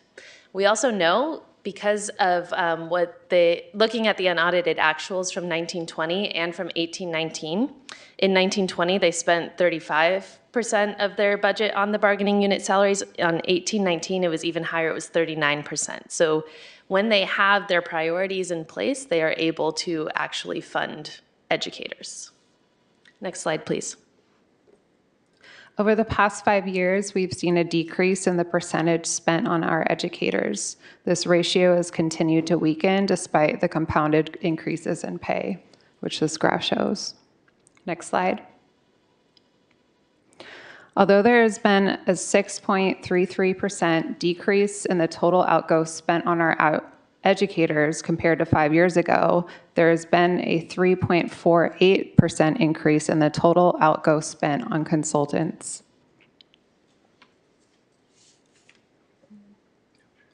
So we appreciate the opportunity to present this information with you because in the community, there's a lot of misinformation saying that we have to cut when we don't have a fully staffed district. We have a dedicated group of individuals who love our community, who are willing to stay here and want to stay in our community and teach in Richmond and teach in West Contra Costa, but we're losing them because other districts are not providing yearly issues of instability, yearly issues of layoffs, and consistent mismanagement from our district. And so we're calling on our city councils across the district to support us in providing an independent analysis of the district projections and their actual numbers so that we can continue to serve our students to the best of our abilities and not have such a crisis on our hands here. So thank you very much, City Council. Thank you. Thank you.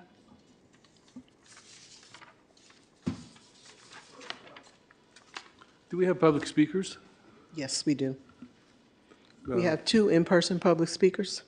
If there's anyone online that would like to address the council on this item, please raise your hand at this time. The 2 in-person speakers are Cordell Hindler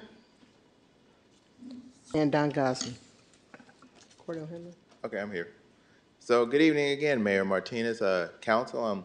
Thank you, Francisco and co-chairs for this presentation. So I do want the record to reflect that I was kind of responsible for this item because when I was looking at this article from the school district, I'm like, I'm just frustrated that that these cuts are projected, and I'm like, I'm just mind blown about this because I'm like, I am a concerned person because I want to see the district going forward, but in order for that to happen, we need everyone at the table. So as Francisco pointed out, we need all the councils to be on board with this. So with that, Don Gosney, it's all yours. Don Gosney.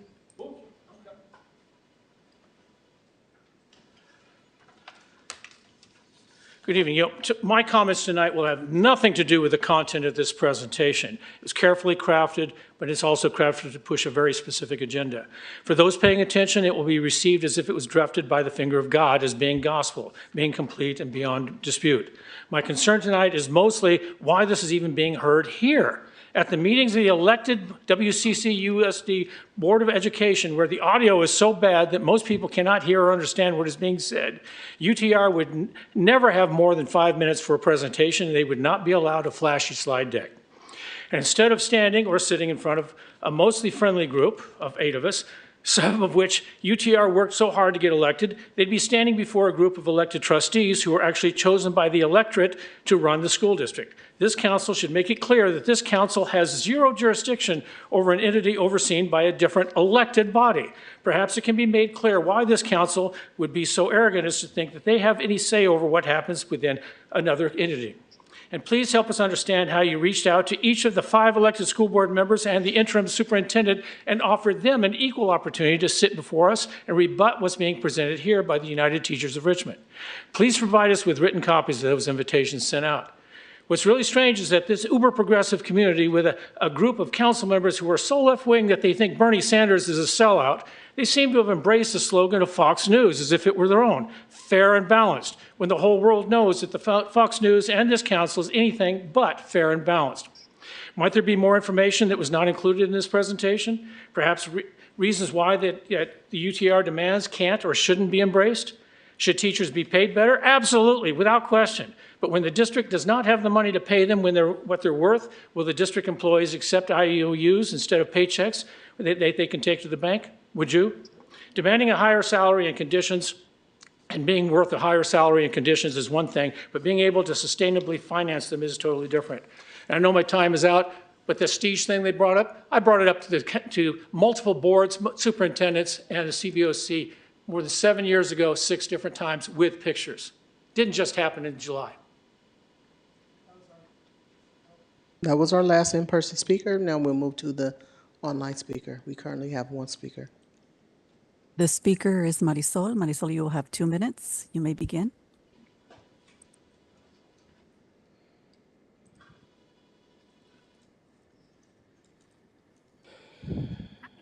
You may begin, Marisol.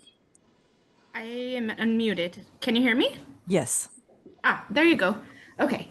Hi, Marisol Cantu, 3rd generation Richmond resident, also a 2nd generation WCCUSD graduate, current union member of United Faculty and work at Contra Costa College as a fellow educator. I believe that our approach to a school should be community-based. And I'm extremely happy that Francisco and UTR have brought this to Richmond's attention, as well as the other city councils in West Contra Costa Unified District. It is imperative that we prioritize our educators who are underpaid, overwhelmed, and extremely lacking the resources that they need right now. And my hope is to have our city council members shed light on the fiscal responsibility of the district and be willing to possibly provide aid in a potential audit of what is happening at West Contra Costa. I do believe it will take multiple cities to hold West Contra Costa Unified District trustees accountable. As other folks have mentioned, it is really clear that their educators are not at their priority right now. So thank you. Thank you. That was our last speaker.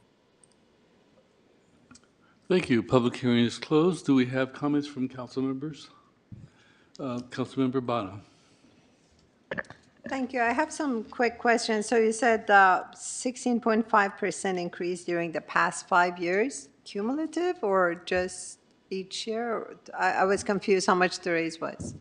Yeah, so we had a 2% increase, and then we had a 7%, and then the following year, 7.5% increase. So we were adding those together. Okay. And what do consultants do usually for the school district? I'm not sure we have a strong answer for you on that. What do consultants, what various things are they bringing consultants to do? Consult. Everything? A lot. So is it useful, or you object to the work of consultants? I'm unclear, because it seems like you were objecting to the increase in their budget, but you're happy with their work, or? I think the fact that we can't even express to you what they do is problematic, that they're not being seen in the community, or there isn't clarity about what they're doing, just that more and more money is being sunk into them. Okay, thank you. So I think what Don Gosney said is partially true, that you understand that we don't have any power over the school board, but at the same time, we're one community. I mean, you teach our children in this city, so it's very important for us what's going on in this school district. The city could recognize the role it could have to make things better for the school district, like housing. And I started discussion, thanks to our city manager and deputy city manager, Lena Velasco, to talk about affordable housing for teachers with the last superintendent. Unfortunately, they dropped the ball. If you provide your contact information for me, now I'm the appointed contact for the school district. I'll be happy to pick it up at your union to see if we can get anywhere. No promises, but we can do our best. Thanks. Thank you. Councilmember Wilson. Hello. So I have some familiarity with the community's feelings about the administration of WCCUSD because I'm the representative for the district that contains Stige Elementary. And, you know, even while I was running for office last year, a lot of the conversations I had in the north part of District 5, which is the south side of Richmond, which is the Stige Elementary neighborhood, were imploring me to have the city do something about the school district. And it was a very, very common request from folks in that neighborhood, many of whom send their kids to that school, or in many cases themselves were alumni of that school.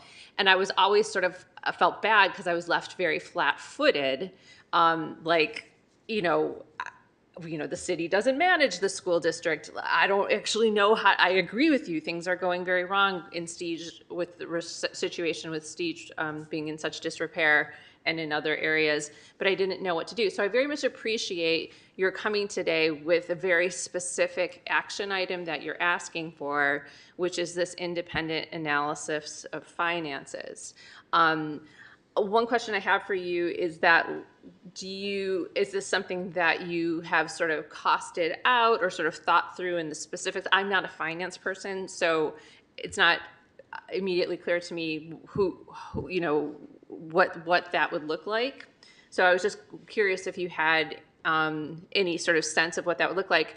And then I sort of want to turn it over to the city attorney and sort of ask the question of like, are we allowed to do that? Are we allowed to sort of, as a public, make a motion to dig in, to spend money to dig into the finances of another entity? I'm hoping the answer is yes, but go ahead. If you can sort of tell us what the vision you have for this study. Yeah, so what we were thinking is similar to how SFUSD or how the mayor has sent in different department heads that were working along with the city. So similarly, how we have partnerships through collaborative relationships like the System Change Collaborative or independent analysis that would go and provide alternative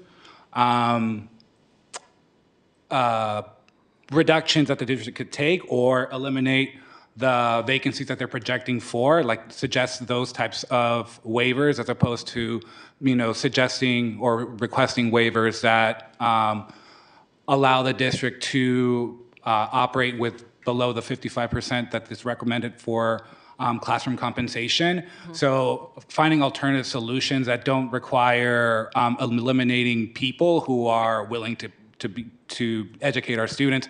And as to Councilmember Bonna's point earlier about the consultants, a lot of that is actually going towards sometimes like special ed instructional support or consultants, because our Teamsters aides are not getting paid a living wage who live in our community. They are Richmond constituents. They are the cafeteria workers. They are our office workers. They are all the people that work closely with our students, but sometimes they can only work 2 hours a day. They can't, feed their families in that way.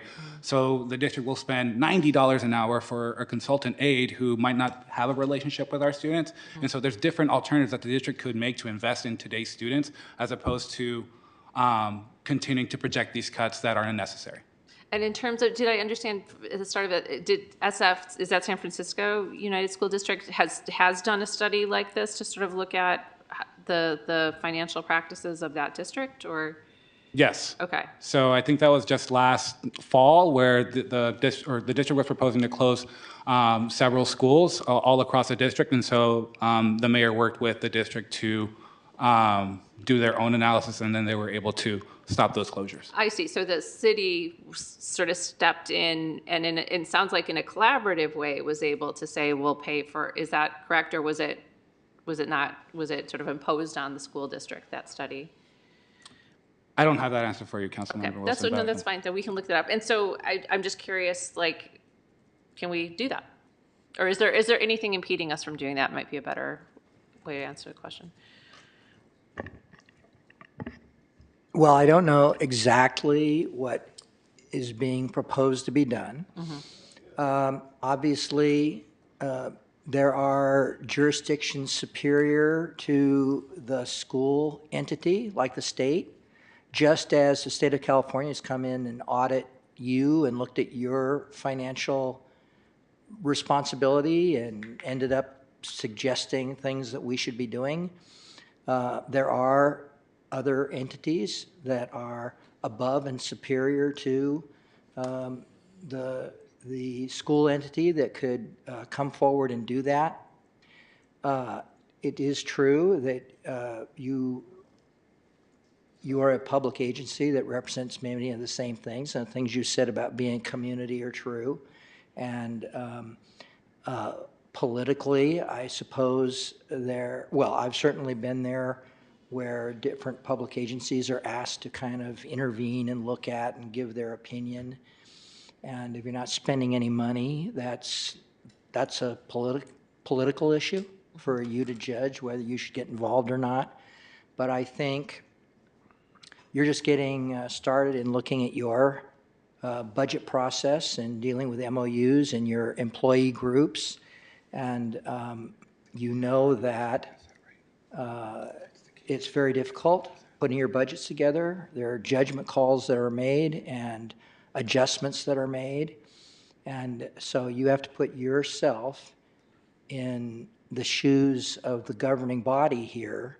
If another public agency came forward to start looking at all these financial situations and the judgment calls that they represent, and started recommending to you that you make different judgment calls than the calls they have made. So it's politics in a way, and it's your choice how you get involved with politics, but you certainly will get pushback. But from a legal but from a legal standpoint, there's nothing, we wouldn't be violating anything by doing that sort of work. Well, would the auditing entity, which has told you you're not spending your money appropriately, think this is an appropriate way for you to spend your money? You are in that process. You've been given things to do to try and correct it. Again, what political opinions you offer are not an issue, but if you spend money on something, that gets looked at in terms of your overall budget process. So we'd have to make an argument that this is sort of in our interest.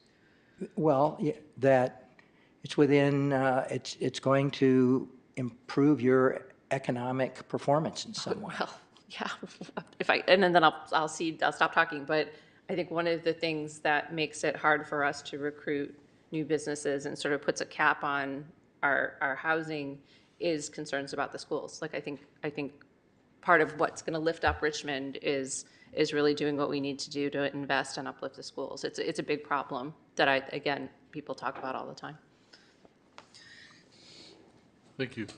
Councilmember Robinson.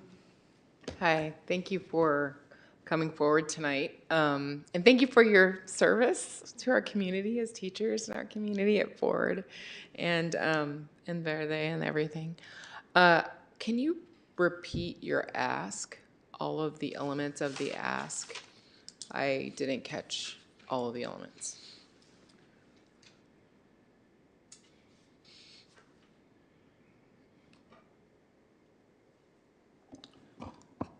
Thank you. So the ask is 3. Urging the board to pass a resolution declaring the district's financial governance as a crisis, underscoring the need for transparency and accountability.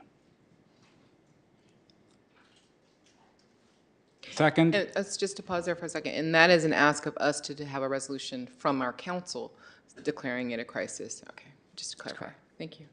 And then next. And the second is to conduct an independent assessment of West Contra Costa Unified's financial practices and make recommendations to ensure funds are being used directly to benefit students and educators.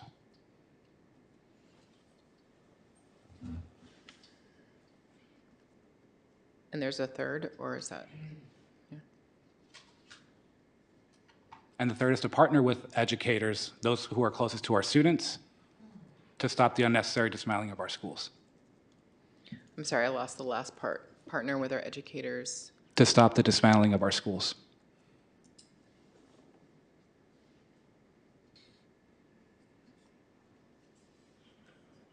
Can you say a little bit more about number 3?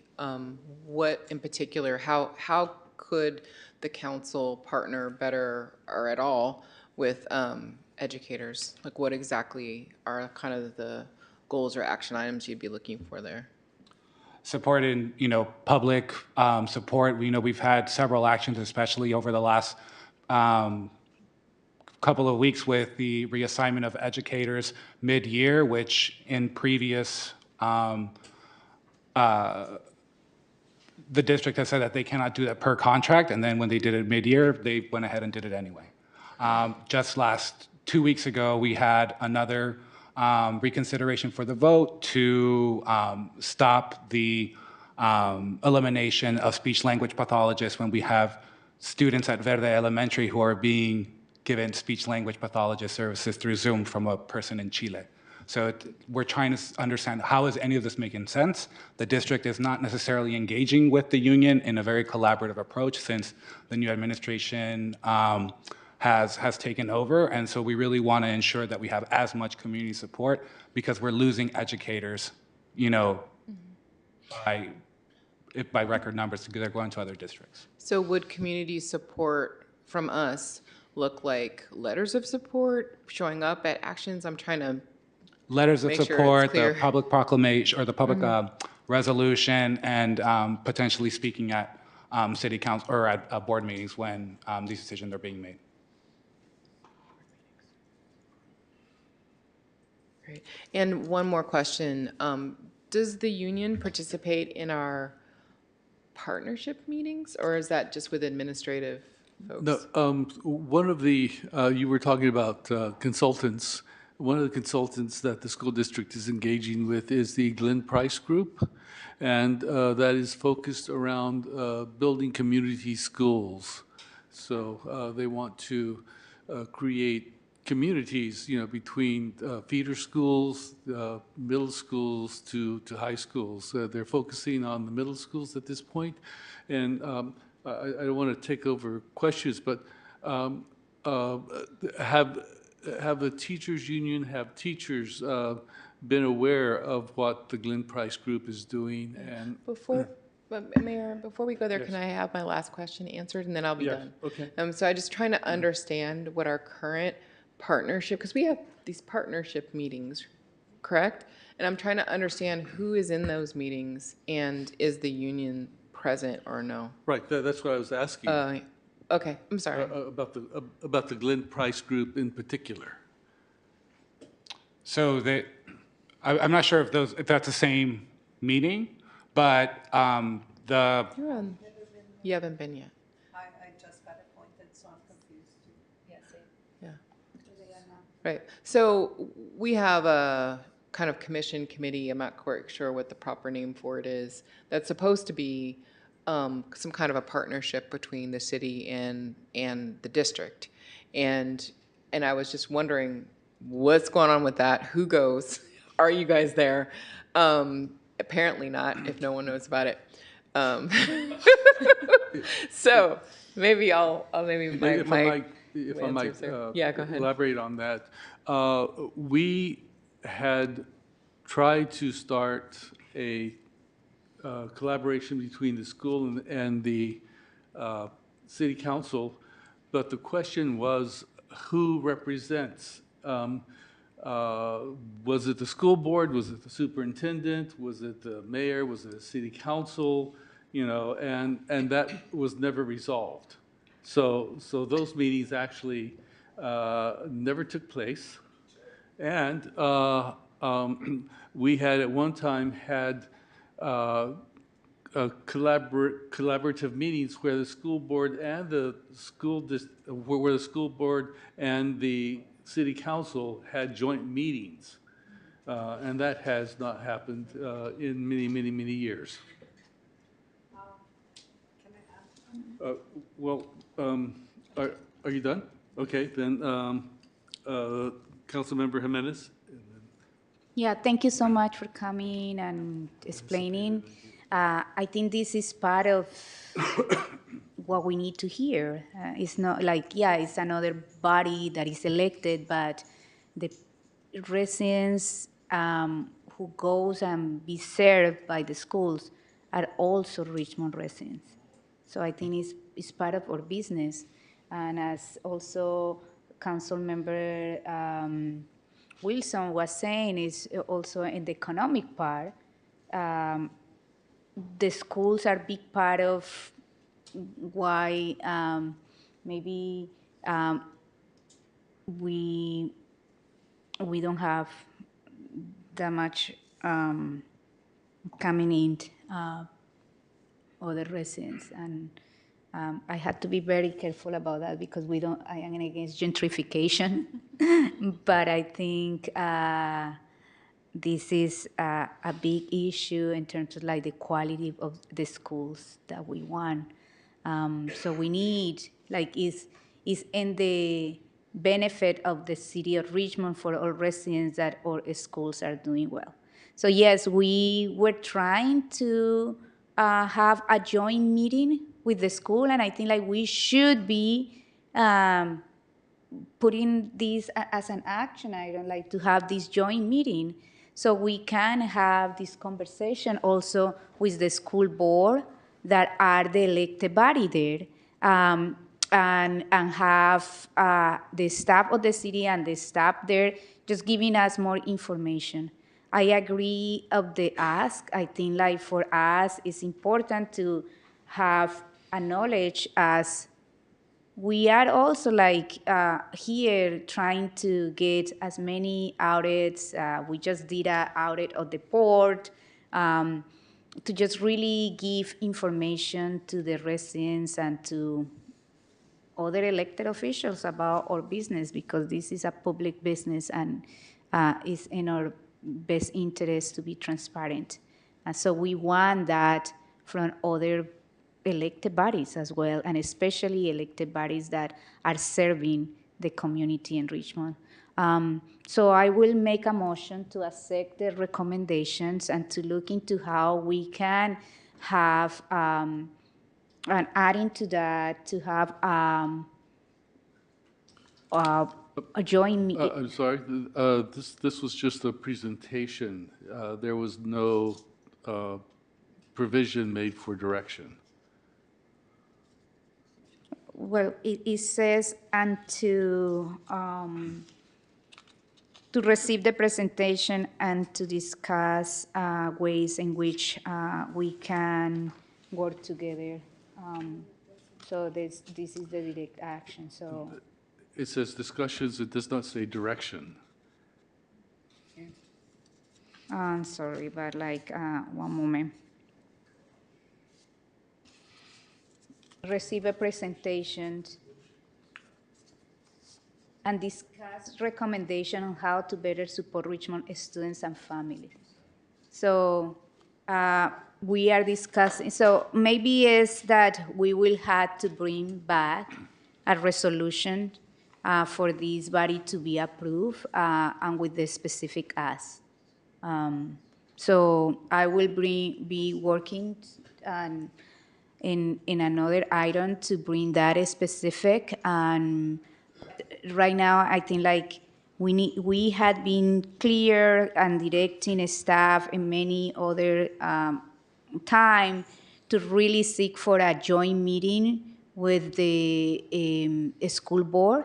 So we need to do that. So I will be working to bring the resolution and bring these items to the city council in the next meeting or so to really move forward this and support the teachers and support the students, because it's in our best interest that we have a knowledge of what is happening. And yeah, so thank you. Vice Mayor Cepeda. Thank you, Mr. Mayor. Thank you for the presentation, and I agree. Thank you for your service. I was one of those students a long time ago in our system. It's Richmond High School, and then prior to that, Helms. So thank you for your service. I looked up a little bit, and I don't know that this has any particular answers, but the city of San Francisco says it has the city has a stake in the functioning of the San Francisco Unified School District because it contributes funding to the schools. So that might be the caveat. We don't particularly give funding. So I don't know if that's the answer or not, but maybe that should be the answer going forward. Maybe it's how do we other cities help out, especially if the school district is in trouble. What happens, as my colleague has mentioned, they are a big part of our city. You guys teach our schools and our kids, so maybe we have to figure that out. And maybe it's a, excuse me, having a collaboration with the other cities and USD and the unions. So it's not just Richmond, but us helping us. Maybe we commit to going to our colleagues in the other cities and having this conversation and coming together, how we can help out. In terms of doing an audit, I'm just trying to think if another city was to come and say they want to audit us, Nikki, would we give our numbers to them? Well, a lot it's of all it is public knowledge, but for another city to actually come in and audit another city, I do not know if that would be a useful thing for their resources. So I'm just trying to So figure that all out, has like, to be looked what's at. the best outcome. And I know the result that we want is to be more transparent, right? You guys have great data already. So how do we make sure that we put that out there and back you guys up with the data you guys have without overstepping each other's boundaries and respecting it? And maybe we help put pressure on the other elected officials because they're the ones that have to make the final decisions. Because even if we were to audit, they don't have to take it. Just like it sounds like they don't want to take yours either. So we might be in the same boat, and we are in the same boat here. So how do we make sure that we have some good actionable items for them that they're willing to take and they can work with it? And maybe it's something that's a partnership. And maybe through the mayor, we create another committee, standing committee or so. But we really try to work with the other colleagues in the other cities to say, okay, here's a situation. How do we help out? Because it's going to affect all of us. If the school district declines, our population declines. A long time ago, it was the Richmond Unified School District. So we did have a little more jurisdiction. It was just the city of Richmond. It's in our charter, actually, that we are to help out and manage the school district. But it was the old school district. Our charter hasn't been updated very much, but it's still there, right? Just as it says, we sort of have a hospital, which we don't. That's my own little thing, other project. But I think that there's opportunities there to speak to the other cities and bring them here. And I don't know if you're doing this presentation to all the other 5 cities. If you're not, I think we should. And then partnering, again, I think that should be the first step. What can we do to partner? And then you have a couple of the new school board members. So maybe reaching out to them together. I will reach out to my school board member that represents the areas of my district and see what we can do together. And then whatever new action item my colleagues bring, I would like to see what that is. But we'll have to partner with you all as well so that we can really bring something forward that doesn't step. But I mean, this is really great data. They should be looking at it a lot closer if they haven't already. And I'm definitely down for a letter of support So those are my only questions and thoughts for now, but thank you again for the presentation. Councilmember Brown? Thank you. And thank you so much for the presentation and also echoing Councilman Zepeda, some great data. And I'm wondering, has this PowerPoint presentation or a similar presentation been brought before the school board already?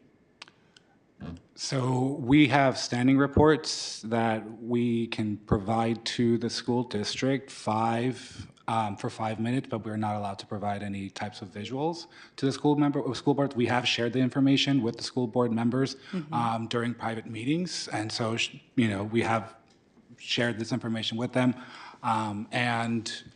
To another point that was raised earlier about potentially collaborating with other cities as well.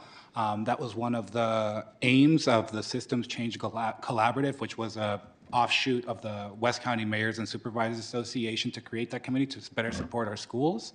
However, this has not been brought over to that committee that I know of in this school year. Last year, we worked on supporting with reducing chronic absenteeism, and then also with expanding the access for community-based organizations to access the school facilities for after-school recreations, and so we were successful in that regard.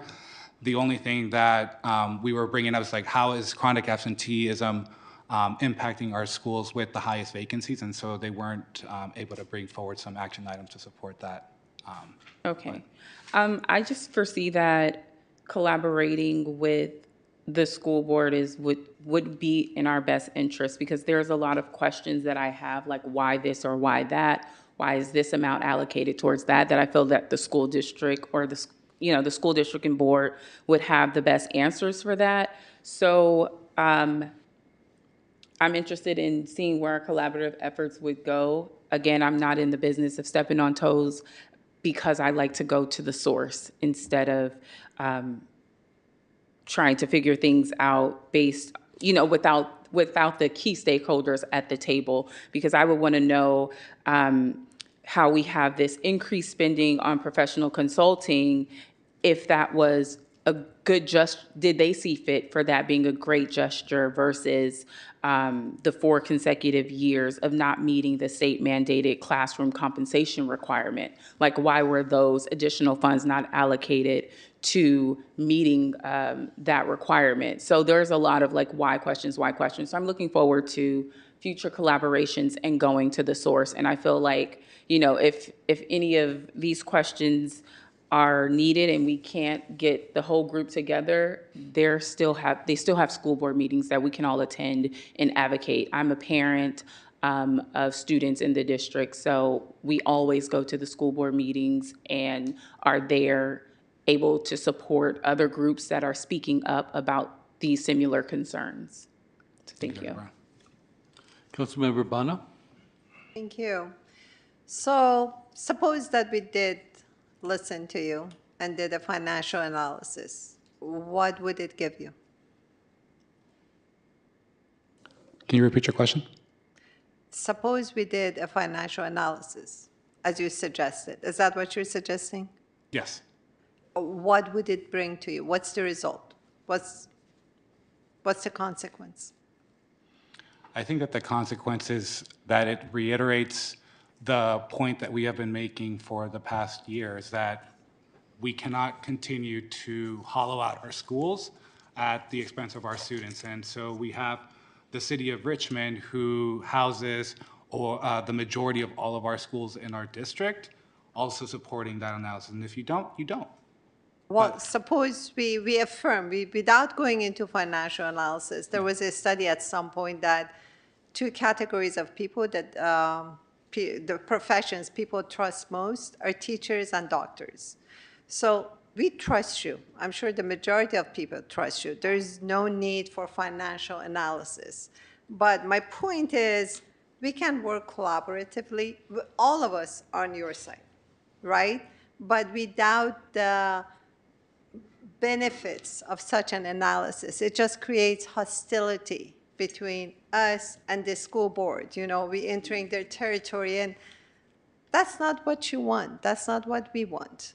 But let's think about what we can do together to make things better for you. You are very important to the city because the children are very important to the city. Maybe the city can help with housing, with loans. I mean, we can talk to Mechanics Bank, other, banks in the city to have special programs for you or devise programs. Maybe we could have special services for teachers, special discounts. So my suggestion to you is come back with another presentation with other suggestions that are more constructive, more beneficial to you, more feasible, more doable. You see what I'm saying? Thank you. So that we're more than willing to help you. But by a hostile approach to the school board, we don't get anywhere. And everybody already believes you guys. If I may, part of the concern right now is that there is a very concerted campaign to put out information from the school district that they are saying, we are the only ones you can trust. They literally put in an email, do not trust any information not from WCCUSD. All the information presented to you tonight, as the CBO endorsed, is accurate information. It is all pulled personally, mostly by me, from documents the district gives to the state. But they are really pushing right now the narrative that there is no money, and they are using that narrative to cut our internationals program, which helps students who have come here who need to learn English. They are using it to cut our virtual program, which is used by families who, for maybe medical reasons, for whatever reason, cannot get their children to school each day, and it's a lifeline for them. They're using it to cut our career technical education programs. Right now, they are just eviscerating our schools, and it is putting more and more burden on the teachers who are still here, who are working all their period subbing every day. They're taking additional students in their classroom. So every year, we just watch this downward spiral happen because they say we have no money. People leave because their programs are being cut. We have no money. People leave, and it's this terrible cycle, and it has not been great in the 9 years I've been here, but I've never seen it this close to a breaking point. And when I speak to people who have been in the district 18 years, which is rare, we get a huge drop-off after 5 years of service. I'm having people tell me that this is probably their final year, and they just cannot deal with the unknowns anymore. So if we can have your support to say, this information that you're putting out here, and all the information they're using right now is their budget for the year, which is all projections. And for example, I was looking at their first interim report that just came out, and they suddenly escalated how much they are going to spend on salaries for our bargaining unit by $17 million. From the budget to the first interim, suddenly they're spending $17 million more, even though we're not fully staffed. So I was like, that's interesting. I went back to the first interim in the budget from 22-23. There was I believe it was a $15 million jump that never came to fruition. So they're manipulating these numbers in a way that strikes fear in our district and just creates that downward spiral. So if we can have any interruption into that fear, that would be a support for us. Well, I assure you that we all will do our best. I personally will communicate with the trustee in my district and other trustees as much as I can. I believe all of us will do that to find out why they do it. I'm sure they have the best intentions for the community too. They may have a different strategy. We need to figure it out. By the way, are you representing all the teachers in Richmond? Are they all members of this union? There's only a single union, or there are multiple unions? Yeah, we're the representative for school counselors, teachers, speech-language pathologists, so all certificated non-management educators. Within Richmond? West Contra Costa. West Contra Costa, excellent. So you are in communication with the parents. And I believe your presentation here was excellent in the sense that you did receive publicity. People heard you, I'm sure media heard you. And whenever you want to be heard, you're more than welcome to come to the council. But please, again, think twice before listing your specific asks to make sure it's most beneficial to you and doesn't put us in an uncomfortable position, to step over anyone's toes, as my colleague mentioned. But you have our full support. We all value our teachers, and, I personally have great respect for teachers. They've done a lot for my children, and I'm sure we all do in the community. So you have our full support, but come up with a specific doable ask. And if I may, Mr. Mayor, I know the city does MOU with a school district. Is it okay to ask the city deputy manager to explain it to us, or it's not a good time? Now's not the time. Okay, at another time. Okay, thank you very much. I really appreciate it, and I hope I conveyed. Okay, thank you. Councilmember Robinson? Okay. So I'm trying to take a couple of breaths here and focus myself. I agree that leading with collaboration is key. And I agree we are a political body. And in this moment, it calls for us to step forward and be political. Use politics, use our ability to politic to move the needle on this item. And there are things that we can and should be doing. It shouldn't be good enough to us to say, oh, we haven't met, it hasn't happened. Like, I think that we could put our heads together and actually come up with a really dynamic group. Like, if we could actually assemble other electeds who are also affected by West Contra Costa Unified School District, not just leave it on the teachers union to try to rally everybody. We know other people in El Cerrito, in Pinole, and we know the electeds there. We can reach out directly to them and say, hey, we need to convene on this issue. We also know people like Tony Thurman, who used to be a member of this body, who is now the Secretary of Education for the state of California. We can reach out to our state representatives and convene on this matter and call in the district in that arena and say, hey, we need to look at this. This is an issue, this is a problem, and it is a crisis, and that we don't sit back and kind of wait and hope that something good happens maybe.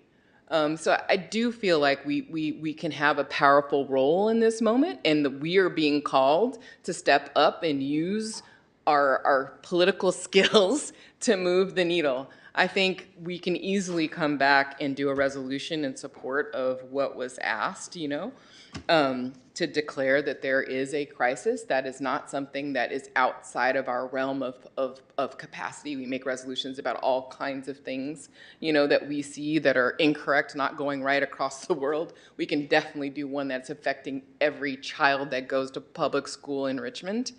And I feel like, how can we create viable communication so that I know when it's absolutely necessary for me to show up to that West Contra Costa Unified School District meeting, get on the speaking and speak out as a council member to weigh in on issues. Like, I would like to have some kind of alert. I probably can't go to every single meeting, but I can show up when it's really important. So can we create a listserv? Can we create a little email list, make it easy so when you all need support, we can show up, and maybe a couple of us can be like, we'll definitely be the ones who can show up. So I feel like we need to look at what we can do in this moment and do it, and not look at, not hyper focus on what we can't do or what we're unsure about or anything like that.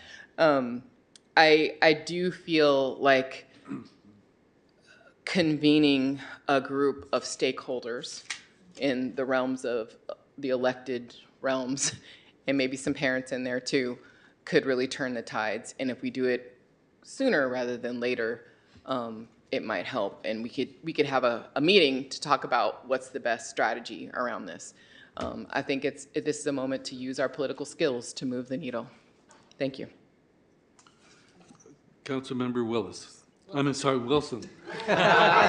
We almost made it through the day without a Wilson. I just want to, again, also take a breath to try to keep my adrenaline level low. I just want to make clear that I think in Councilmember Bonna's previous comments, she used the pronoun we when she was speaking. And I just want to make clear that she was not speaking for the group. She's speaking for herself, as is her right. But I just really want to emphasize that this idea that we don't want to step on any toes is not my feeling about what I'm willing to do for Richmond teachers. If I have to step on some toes to improve the working conditions and the education conditions of Richmond kids, I'll step on toes. I second everything that Doria just said. I think it is incumbent on us not to say to you, come back to the drawing board, come back with new ideas. We need to put together a plan and bring it to you to see as you've come to raise the alert. I appreciate that you did that. Now it's incumbent on us to think about ways that we can use the influence that we do have in order to try to correct this situation. I want to make clear, we sort of mumbled it up here, but just to make clear to everybody, the way that this item's agendized, we are not allowed to make a decision tonight to say, we're going to do a resolution, we're going to do this. So this has sort of devolved a little bit into brainstorming, which I hope we wrap up pretty soon. But I have every intention, and I can feel the energy on this group, that many of us will be racing each other to see who's going to come up with that sort of first sort of proposal about next steps, which will be done in consultation with you. So I just don't want you to go away thinking that we're saying, come back next time being nicer. I guess my real message is hang in there, and thank you for raising this issue. And I think I'm not trying to villainize the school board, but I think you've made a compelling case that they're overestimating expenses, underestimating revenue, and saving too much to generate an artificial crisis that's causing them to lay off teachers and impact today's students. And I want us to do what we can to make that stop. So. Councilmember Jimenez. Yeah, I just want to echo what Councilmember Wilson. Willis, oh my God, Melvin, we miss you here. Wilson and Robinson are saying, I am not here and I wasn't elected to step away because I am feeling uncomfortable. This is not the role that we have as elected leaders. We are here to feel uncomfortable because there are some decisions that we will have to make that are not popular, but are the right things for our community, as we know. And I think the right thing for our community is to really work to make sure that our children are well served in their schools. And when I saw that, like, yeah, reserves, yeah, it's great to have reserves, but hoarding money at the expenses of not having good teachers or cutting services for our community is not okay. We have been able here to make really great improvements in the budget. We now have a 21% reserves. But right now, the audit said that they show like 26% in reserve. No, this is not reserve. We had $13 million in surplus that we need to spend it in our community instead of hoarding it in some reserve funds, because our reserve policy is 21%. So, and the reserves are to be used in moments of crisis to avoid the cutting of services. This is what we have reserves. So kind of like creating a crisis and telling the board members that this is not going to be used is just kind of like a misleading about how we can use funds, public funds. So I think since I was the one working with you to bring this item, and I work with you because I think it's really important to have you to have the space that you don't get in the board for the community to really know what is happening. And I think what we need to do, and I want to just kind of like say, like, I don't know, but if Loshanda is here, and Miss Wife, I think like you were the point person to the community schools conversation between the city and the board. So I am not going to put you on the spot right now, but I did already. But it will be good to have some information about what has this conversation been, what is, or kind of like really relation of what we have been doing, and to have some ideas on what we need to do to improve it. And I am willing to work on, like maybe with Council Member Sue and Council Member Robinson, to really start putting together some of these meetings, because I think like we deserve to know more, because the schools serve poor children. Richmond kids are being served there, and this is part of our business as well. So thank you. So, I'm a retired elementary school teacher. I taught at Downer Elementary and Sheldon Elementary, so I know what it's like to be a teacher, and I know what it's like to be unrecognized for the hard work that you do. I also recognize that when you're not heard by the board that should be hearing you, and you're not allowed to be heard by them, then you do what's best. You find a venue that will listen to you, and I thank you for coming here, because we are here to represent all of our community.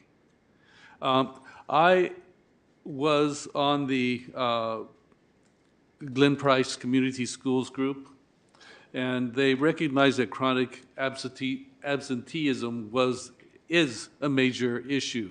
And so that's one of the things that they were focusing on. I am disturbed that that conversation hasn't made its way to the teachers. One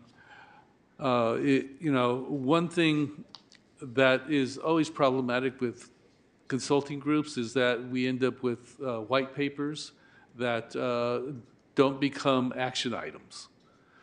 And so I'm sure that Glen Price Group is listening, watching this now. So I would ask them to engage UTR, engage all the teachers in their efforts to address chronic absenteeism and to address the teacher shortage.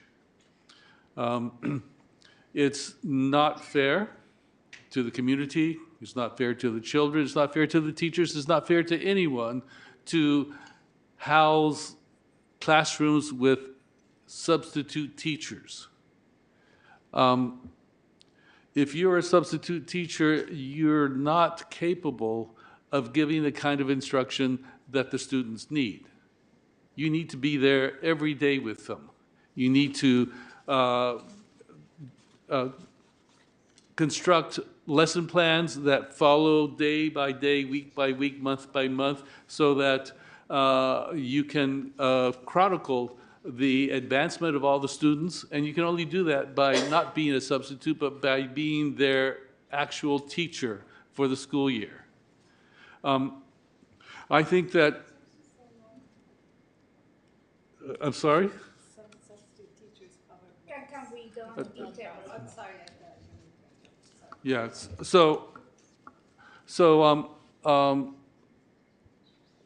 I'm sorry. Anyway, this conversation needs to be a community conversation. This conversation needs to be a joint conversation between the school board and the councils. And I do like the idea of creating a unified conversation between all electeds of all the cities, Pinole, Hercules, San Pablo, Richmond, El Cerrito, and the school board, the unions, and the city. So next time when we come together, we will have ideas that will be brought by you and that will be brought by us. Because only by working together and sharing ideas can we advance and move forward. So thank you. Thank you so much. Thank you very much, everyone. Thank you.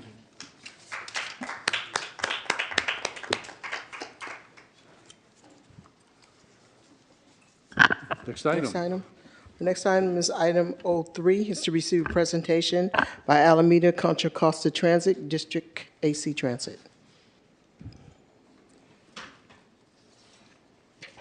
If there's anyone joining us online that would like to address the council on this item, please raise your hand at this time.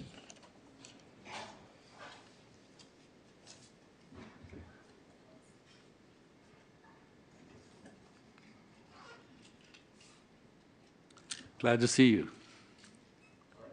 Glad to see you here. Yes. There you go. Did I understand are we taking public comment right now? No, no. Okay, Yes, sorry. you do your presentation. After the presentation, then we'll do public comment. Okay.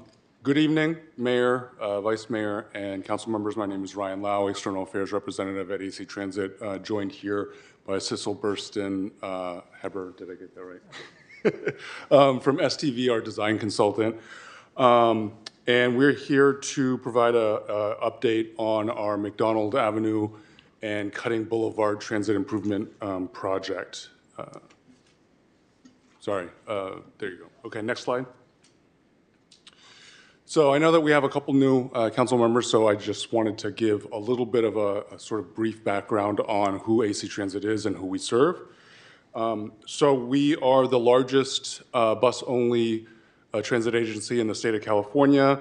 We offer service across 2 counties, 13 cities, 8 unincorporated communities, and which house 1.5 million residents.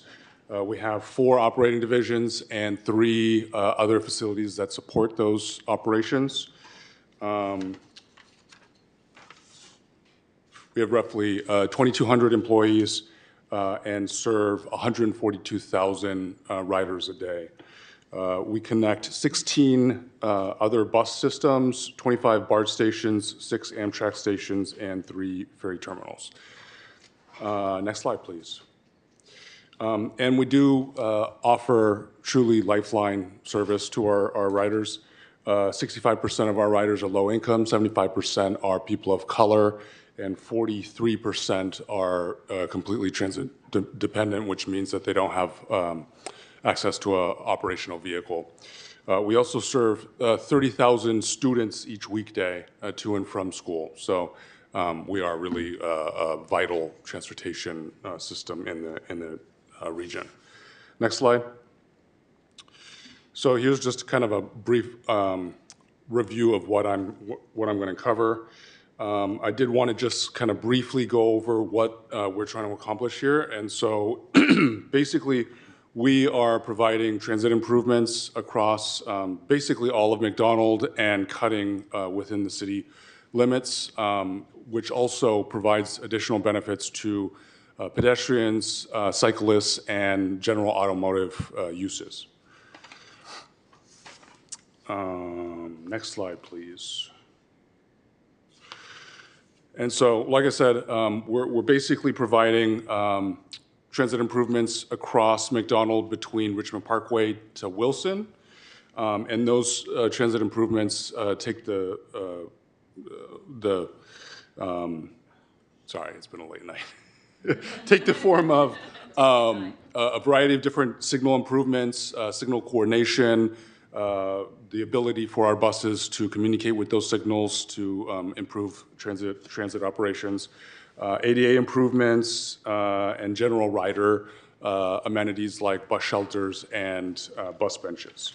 Next slide, please. And we're doing roughly the same thing along cutting between I-580 and I-80. Next slide, please. And so the last kind of piece of this project is a traffic study that's going to take place just around the El Cerrito North Del Norte BART station, which basically will help to improve transit operations. And it's not just us. There's a number of different other transit agencies that utilize that area, including us, Golden Gate Transit, Napa Valley Transit, Soul Trans, and WestCat. So if you've ever been at the Del Norte station, you've probably seen a bunch of different buses that are not AC Transit buses, and that's because it's sort of a regional transit hub. Next slide, please. And so I'll just briefly go through the project areas. So this is the western portion of McDonald, basically from Richmond Parkway to 16th Street. And this kind of indicates where the bus stops are and where we're planning to provide signal improvements. Next slide, please. This is the eastern portion from 19th to Wilson. Next slide, please. And this is cutting on the western portion.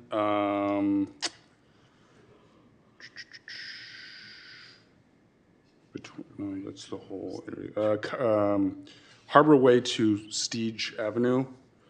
And then the next slide is the eastern portion, Steege to San Pablo.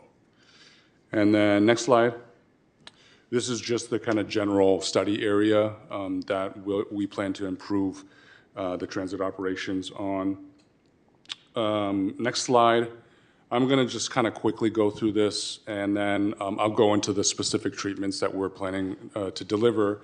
So these are all the bus stop moves, and I can kind of get into the rationale for why we're doing that in the later in the presentation. But this is the western portion. Next slide, please. Eastern portion of McDonald's. Next slide. Western, and then next slide. Eastern portion of cutting. And you can kind of review that at your leisure. And I can also provide some additional documentation that can kind of help you understand what we're trying to do here. Next slide, please. So this kind of goes into the specific treatments that we're trying to provide or propose to provide. One of which, so I mentioned the rationale for moving the bus stops. So near side is basically a bus stop that sits right before the intersection, and then far side is on the other side of the intersection, which is across the street from that side street. And the reason why that's important is when you go from near side to far side, when you're on near side, you have your pedestrians crossing the crosswalk directly in front of the bus, which basically blocks them from the view of oncoming traffic. So you've probably had the situation where you're approaching a stop bus and somebody will sort of poke their head out, and it's sort of a scary situation. So when you move far side, now it's on the other side of the crosswalk, and pedestrians are actually crossing behind. So it's a much safer pedestrian experience. And I know that this community is very concerned about pedestrian fatalities and injuries, and so this is a big move in that respect. Next slide, please. And so this is kind of a depiction of transit signal priority, and that's one of our signal improvements. So this basically allows our buses to communicate with the signal in order to, if it's approaching and it's green, it'll have the light stay green a little bit longer so we can get to the other side of that intersection, which improves transit operations. Or if we're further down the block and it's red, we can call that green light up a little bit earlier so that we can get through that intersection quickly. There's some other signal improvements that are kind of accompanying this. It's not the same thing, but side street pedestrian detection and vehicle detection. So I think we've all been, going home after a late council meeting and waiting at an intersection where it's just sort of giving green light to a side street, but it doesn't have a pedestrian or a vehicle there. And that's because a lot of the intersections in Richmond are time-based. So they're not actually detecting that somebody needs a green signal on the side street. They're actually just giving that to that side street for really no apparent reason except for there's no detection equipment. So it's just giving time for that side street, which means that you're waiting there for no reason. Also, improved signal coordination. So we've also had that frustrating moment where we get released from a red light, we get halfway down the block, and the intersection that we're approaching starts to turn red. And then we're sitting at another light for no reason again. And so improved signal coordination would basically improve the flow of traffic, whether it's general purpose traffic like a personal auto or bus. So it sort of helps everybody out. Next slide, please. And then this is an example of a bus bulb. We have approximately 8 proposed on McDonald and 5 on Cutting. Essentially, they allow buses to pick up passengers from a travel lane. That actually really helps our transit operations because I think you've probably all seen this, that a bus will pull to the curb to pick up passengers or drop people off, and then it has a lot of trouble to get back into traffic. I know none of you do this, but a lot of people don't want to let the bus back in because they don't want to be stuck waiting there, which I understand, but this kind of helps prevent that. It also provides additional room for shelters, so you can see this image has a shelter on the bus bulb, so it makes it more of a comfortable rider experience. It also lessens the impacts to parking because since it doesn't have to pull into the curb and then pull back out and maneuver around parked cars, you can actually reduce the amount of red space that you're taking and so therefore preserve more parking. Next slide. This is an example of a bus shelter. I'm sure we've all experienced the higher than normal temperatures and the atmospheric rivers or whatever you're calling it these days, but inclement weather, whatever. And we are suggesting 7 or proposing 7 shelters along McDonald and 10 along Cutting at high ridership stops so that they're more utilized. And so that's very helpful. I know that I've heard concerns for seniors and potential heat stroke and that sort of thing, and just generally being in the rain. Next slide, please. And then also bus benches that are helpful for people that just need to take a break or are waiting for longer periods of time. Next slide, please. And then improved curb ramps, so you can see the before and after. It basically improves ADA access. It sort of installs these little yellow nubby things at the corner that I'm sure we've all seen. It provides kind of a tactile feedback for people that are sight impaired. So if you're using like a cane or you're just walking, you're more aware that you're about to walk into an intersection.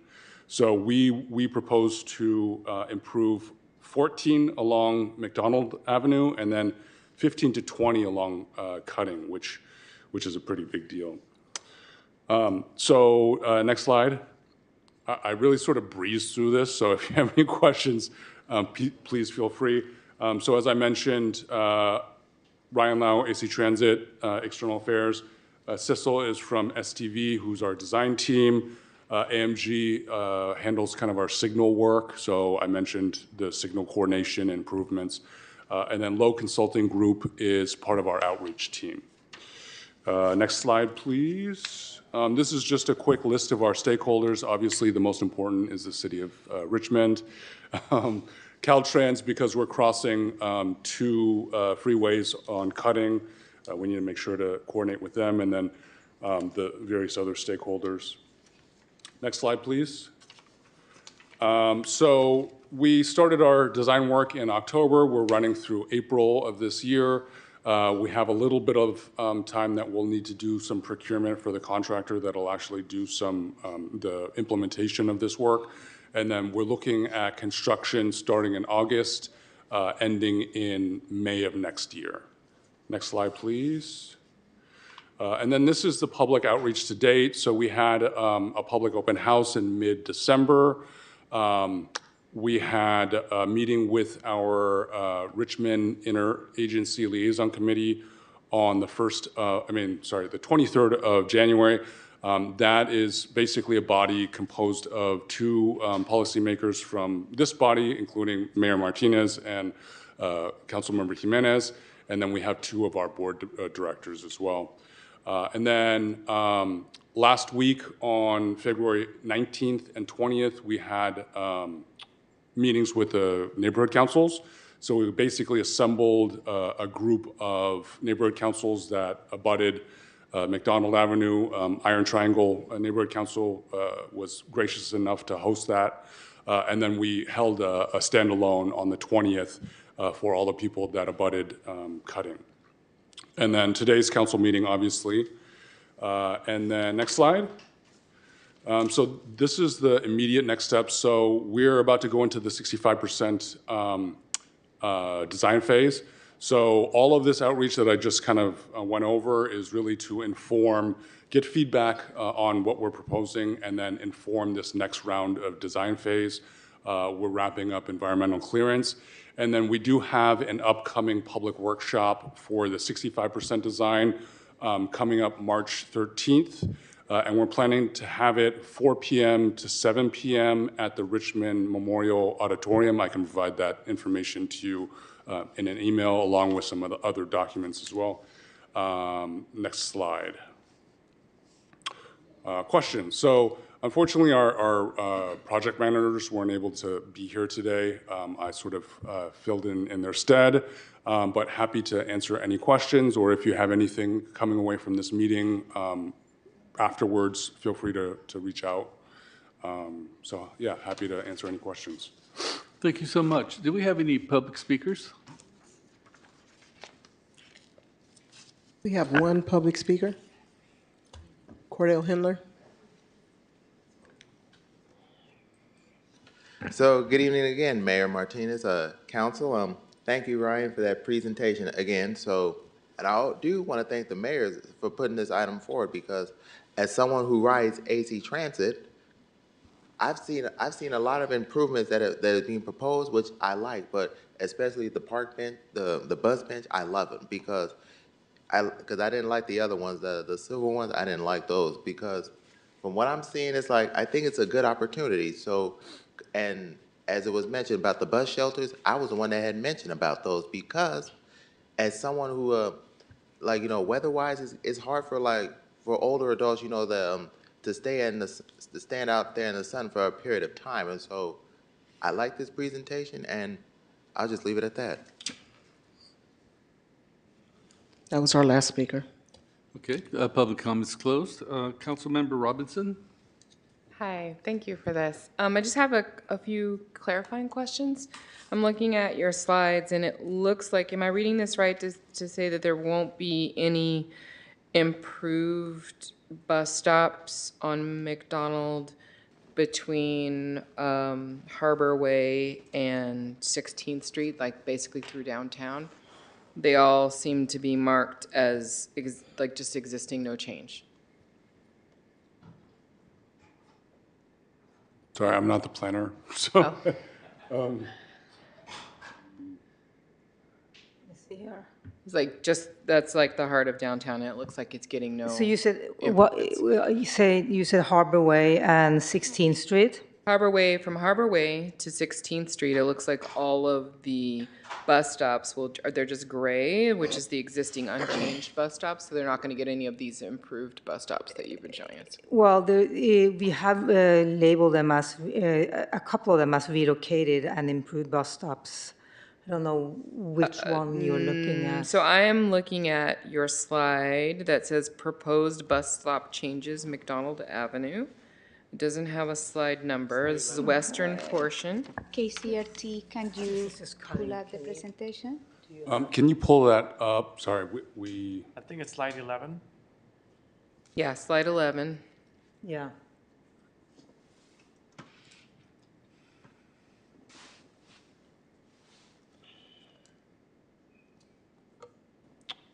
Keep going. Oh, wait. Did we overshoot? the eastern portion, Yeah. the western portion should be, and this is the project area slide, not the bus stop changes slide. I don't know if you have a different slide deck.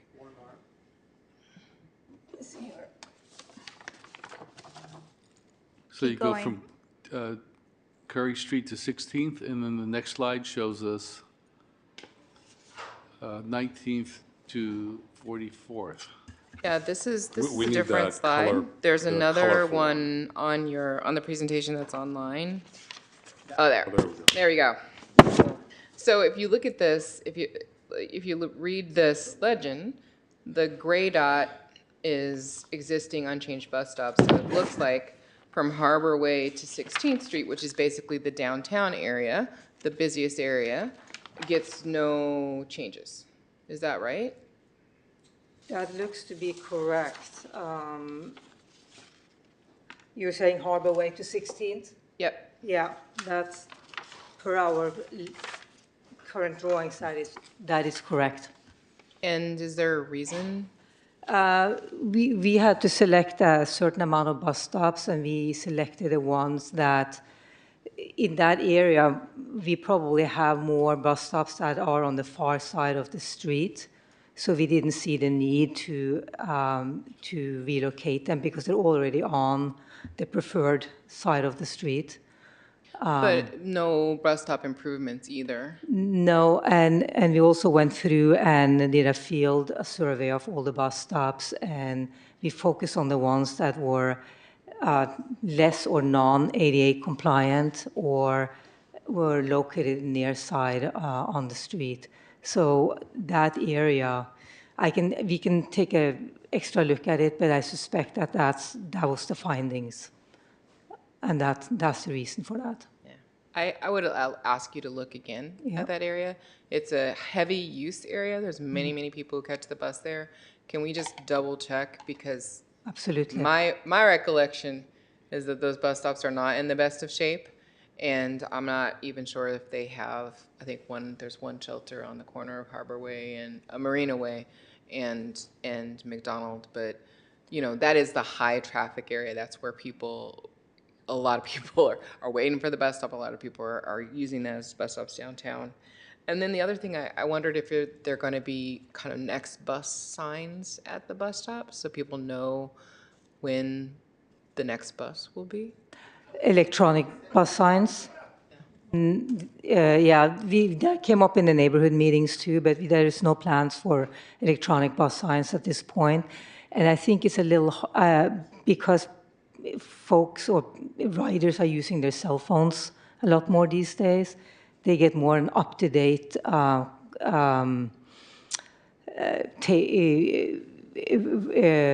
information on their phones using the apps. So that's another reason why we are not proposing electronic signs.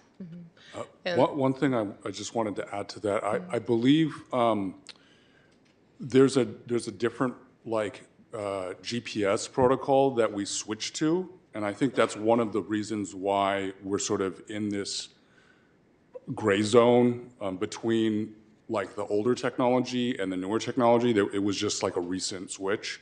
And so we definitely heard that feedback already, but we'll definitely include that as part of sort of our array of considerations, because I do know that that's important to some people. Yeah. I mean, it's the kind of thing where I've heard it a lot too. When transportation comes up, people are like, "We need those next bus signs." Maybe not at every bus stop, but maybe some key ones or something. Also, I'm curious about the technology that I'm unclear and curious about the technology that you're proposing. That is the bus itself. Are the traffic lights being triggered by bus traffic? Yeah, so, sorry, I kind of breezed through it because it's kind of late in the night.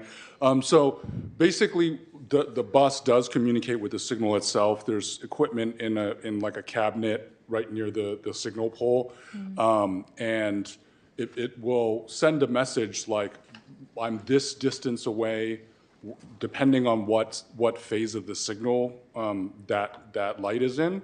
it'll either tell it to give a green early or hold an existing green longer so that the bus can get through the intersection. And the other thing that I didn't mention earlier is emergency vehicles use a similar kind of equipment, but a lot of the equipment that's in the cabinets now is actually quite old. And so we're effectively future-proofing that equipment for use for ourselves, but also emergency vehicles going forward. Yeah. So a couple more questions having to do with that. I mean, I'm hoping and assuming that that this equipment takes into consideration pedestrians, cyclists, so that it's not going to change really quick and somebody is left in crossing the street. Yeah, I'll let Sissel cover this, but it doesn't truncate the amount of time that a pedestrian would have to cross the street. So it doesn't like just spring it on them so that they're halfway into the intersection and it gets cut off. It takes that into consideration so that that sort of thing doesn't happen. And then before, I know there's another more, it seems like you want to make comment, but would AC Transit be responsible for the upkeep of this technology, or is it the city? No, it will be the city that owns the signals, but AC Transit will pay for the upgrades of the signalized intersections. So we'll install pedestrian crossing buttons, for example, and upgrade the system in general, but the maintenance of the signals will then be turned back to the city. It's also something that will eventually come back to you before we install a single piece of equipment. It's a cooperative agreement, I think is what it's called, and it'll lay all the terms of that out. Yeah. And so last question, I know there are people who want to talk, but I'm just really curious about this stuff. This project is going to be, the capital improvements part of this project, is that paid for by AC Transit? Or is that a part of this cooperative agreement in the city? No, yeah, so all the capital improvements are paid for by grants of some sort and federal funding. Federal funding is also on Cutting Boulevard.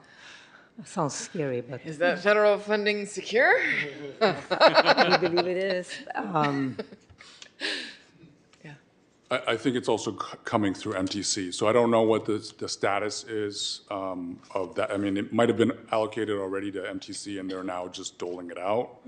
I can get back to you on that. That'd be great. Thank you for your answers.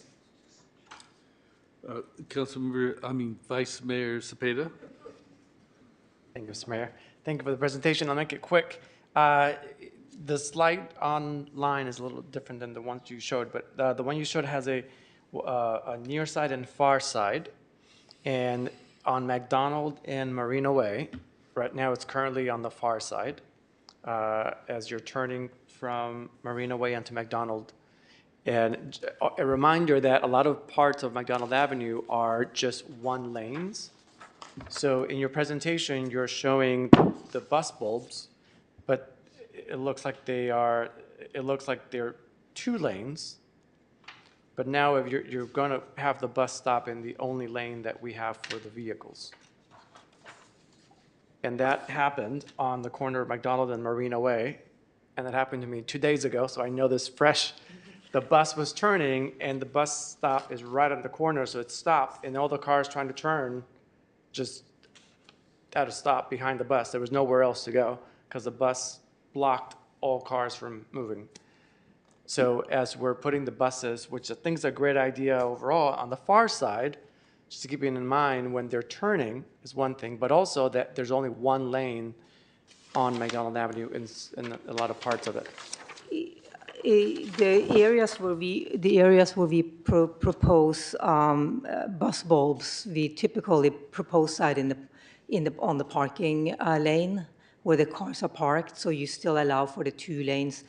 But there are no 2 lanes, that's what I'm saying. There's only one lane, and especially on the corner of Marina Way and McDonald Avenue, there's only one lane. Now, McDonald Avenue switches other areas potentially to 2 lanes, but then back to 1 lane. But there's a lot of sections that are just 1 lane. So if you're going to install any bulbs, just keeping that in mind. that there's just one lane. Yeah, that's certainly a consideration when we are proposing bus bulbs, because we do realize that, you know, blocking the only travel lane is problematic. I think she's trying to pull up the, You're talking McDonald and Marina? Yeah. Yeah, so that is not an area that we're improving right now, but we can take a look at it.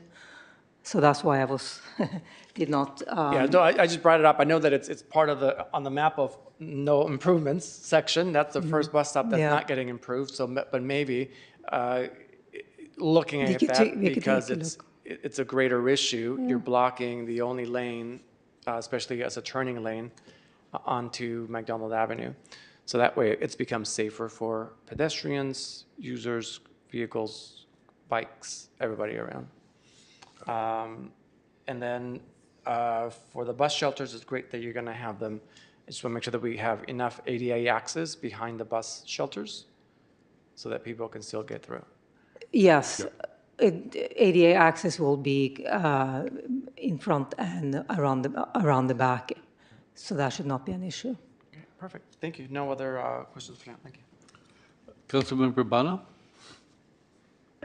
Thank you for the presentation. Now that you're here, I have a quick question regarding, actually, my first question is, how do you pick the location of the bus shelters?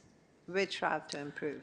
They're picked based on ridership, so the bus stops that has more ridership will receive bus shelters. And we only had, we had a certain amount of bus shelters that we can allocate to McDonald and Cutting Boulevards. So we essentially looked at the ridership, and based on that, we allocated the bus shelters. Thank you. And what happened to bus route 74? Did the cut happen or no?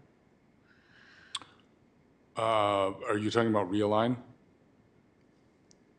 So we're still in the process of implementation. I don't have all of the proposals in front of me right now, but I can get back to you on that.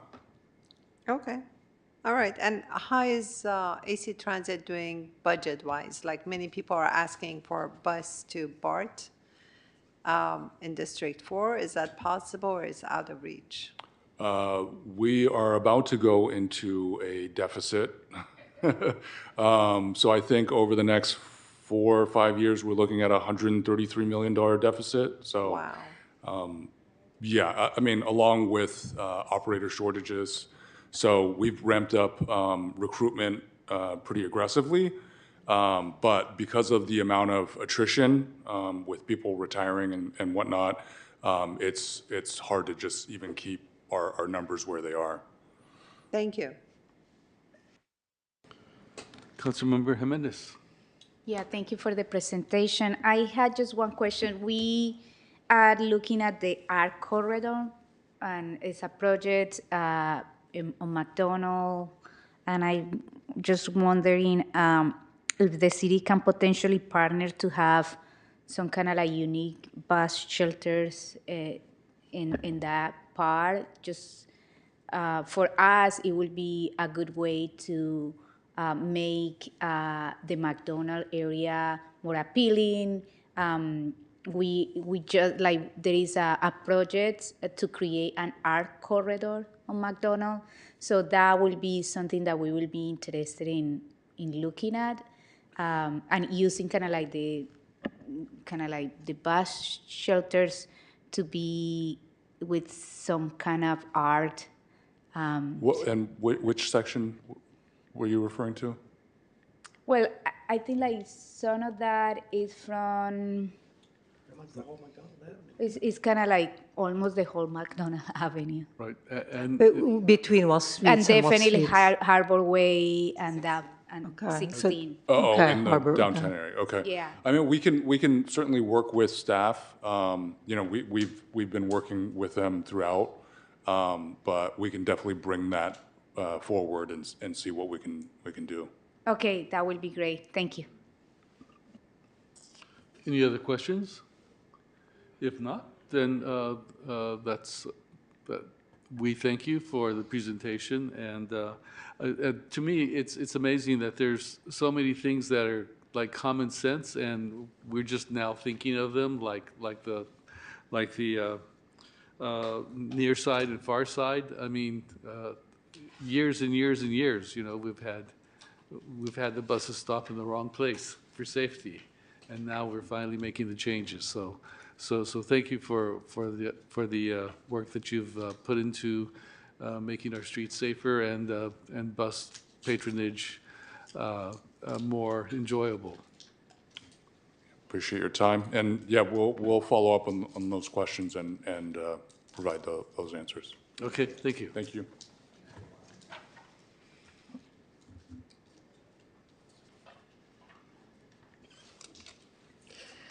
See, our next item, this item 04, to discuss and provide direction to the city clerk on the time of city council meetings.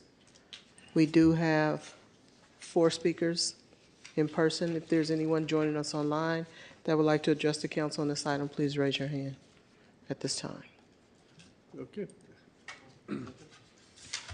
All right, thank you, Mr. Mayor. I thought it was important to bring an item for the decision that was made to change the time. I think it's important to listen and hear our discussion, make it more public, because it was just done over email. So I think it's important so we could all share it, and then being able to hear suggestions and comments from the public, but also potentially other suggestions from council members. I think the goal of the item, or the goal is of moving the time is important because we want to make sure that we have more public participation. As you see, we had, I don't know, a room full of people earlier today, and now it's 10 o'clock, and we only have the few people left over here, which is important people, but right, we want to have more and more participation. But do we end the meetings early so that way people can participate more? Do we start earlier so then people who are at work might not be able to join? So what's the right answer? And a pilot, I think, is great, but maybe having that discussion to make sure that we really have, or we get somewhere as close as possible to having more public participation. A lot of other cities start their time at the usual time that we usually go, but they usually end a lot earlier. None of them go till midnight, so maybe that could be a goal.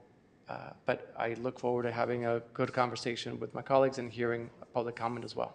So that's the reason why I brought this forward. I think it was great just to have a conversation in public. So thank you.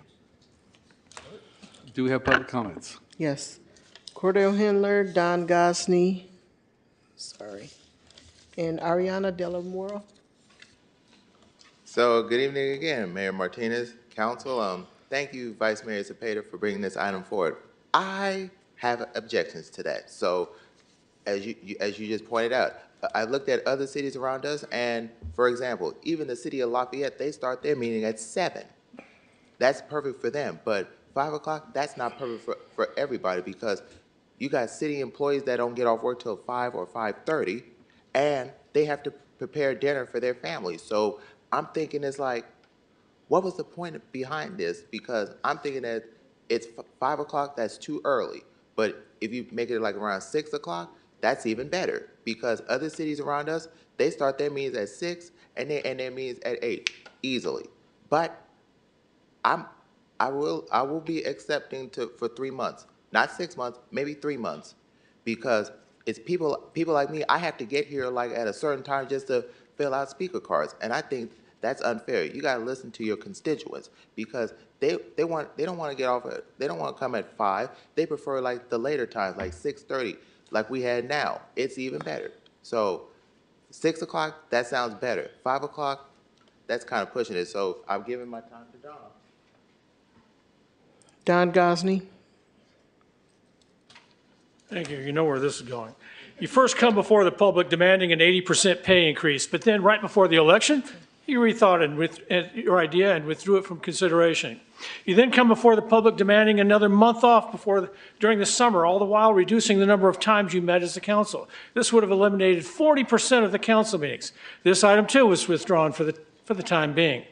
After your seats on the council were secured at the November election, you bring back the 80% pay raise idea and try to convince us that you'll all be working so hard that you deserve to be the highest paid part-time council members in the state by a lot.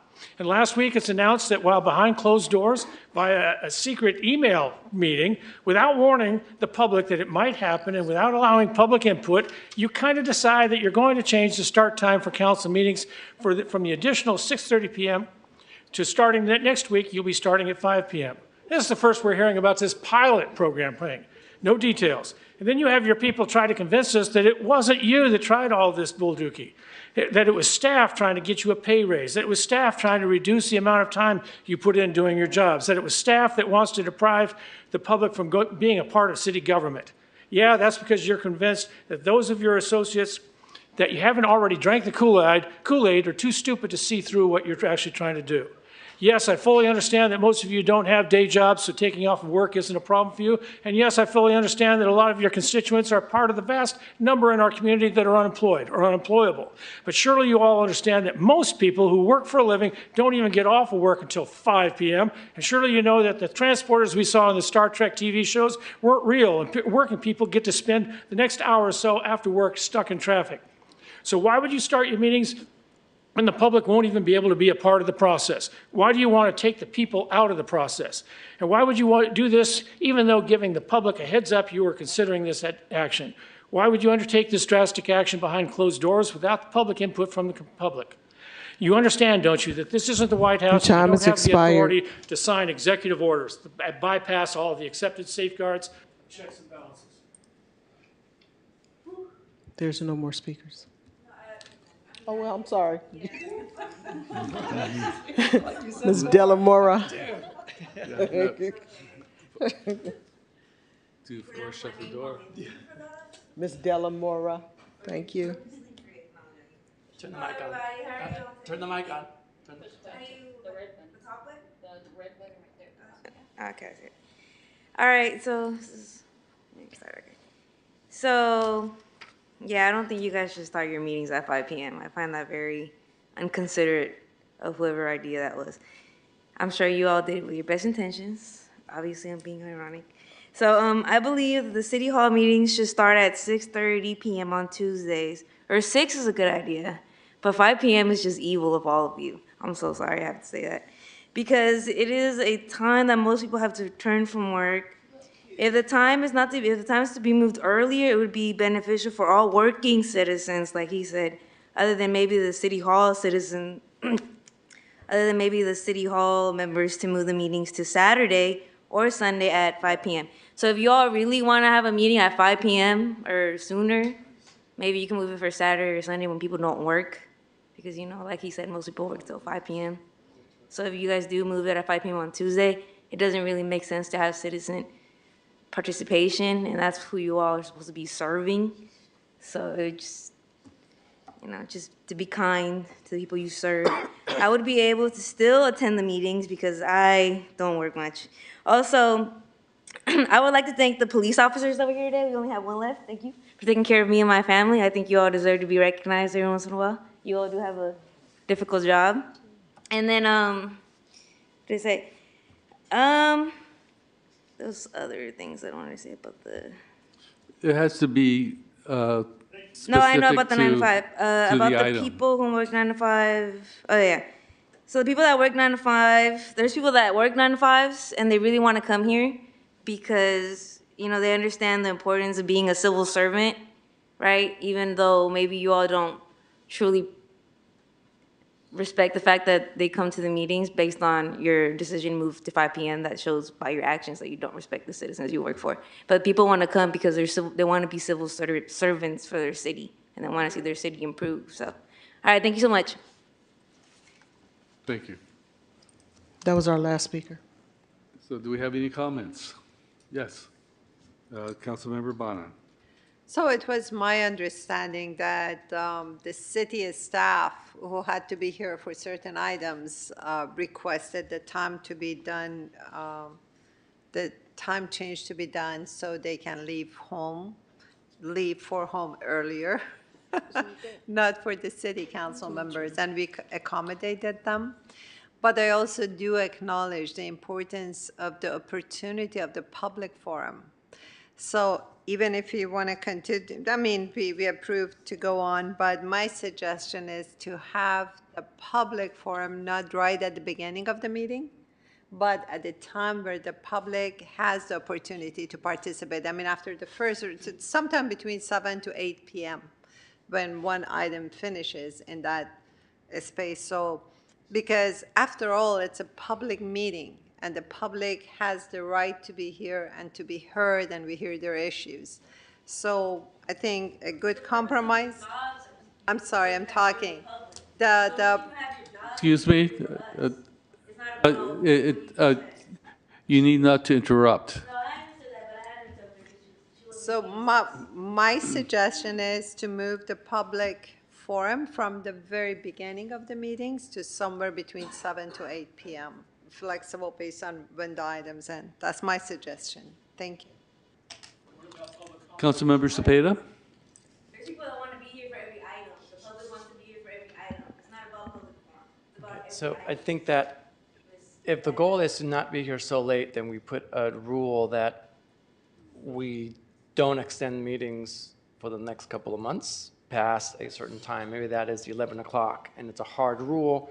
Any agenda items that get rolled over to the next meeting. We have been here till 1 o'clock at times, and we'll question sometimes why. We have a lot of important things to attend to. Maybe figuring out how do we not add so many items on the agenda that's going to be debated so that we can end.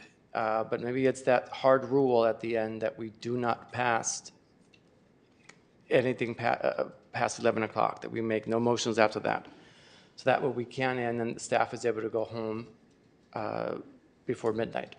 Because I know that that's the gist of why we talked about moving it up 1 hour so we can hopefully end 1 hour prior.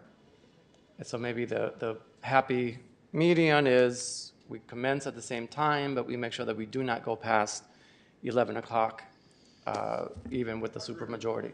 Everything goes back to the next day or the next meeting. So that's my comment for now. Thank you. Councilmember Wilson? I think one of the things that is challenging about this is we are trying to make this decision about what works best for working people without any data about schedules of working people. I tried to do this on my own. I said, what percentage of Americans work a 9 to 5 Monday through Friday schedule and would have a challenge getting here by 5 o'clock? Best I can say is somewhere between 25 and 30% of Americans work 9 to 5 Monday through Friday, which means 70% of Americans don't. Which means that your guess is as good as mine for the 70% of Americans who are not clocking out at 5. What is a good time for them? A good time for them might be noon. It might be starting at 11 p.m. I don't know. So in the absence of any real data on which to base my decision, I have decided I'm inclined to just experiment with the 5 o'clock start time for the overwhelming reason that that's the only thing that's going to get us out between 9 p.m. because as far as democratic participation, I think what really hamstrings us is being here at 10 o'clock at night, 11 o'clock at night, 1 o'clock in the morning. Instead of focusing so much on who's missing the meeting because it starts at 5, I'm more concerned about people who are missing the meeting because it goes till midnight. So anyways, again, and I'm making this choice just based on gut feelings. I have no data, but I would like to try it out and see if it helps increase participation. I'd also like to remind everybody we have an incredibly generous online participation ability for our meetings, which I think is amazing. And I'm hoping that helps bridge the gap for people who might have a challenge getting here in person at 5. Councilmember Robinson? So first off, I want to say that, you know, Excuse me, you need to stop interrupting.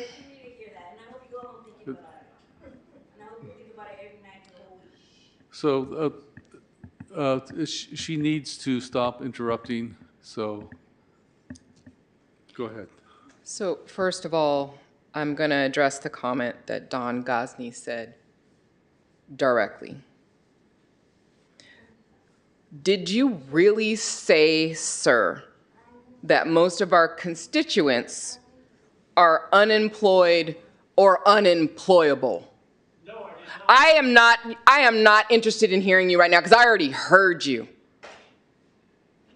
I just want to say that I represent a district of people who are hardworking people, who from Park Plaza, from San Pablo Avenue down to Atchison Village have jobs. Some of them have multiple jobs, and that is offensive. I don't care what political persuasion you are not going to come in here and disparage thousands of people, hardworking people, who are struggling to make their bills and to pay for their houses and get their kids raised. That is disgusting. Disgusting.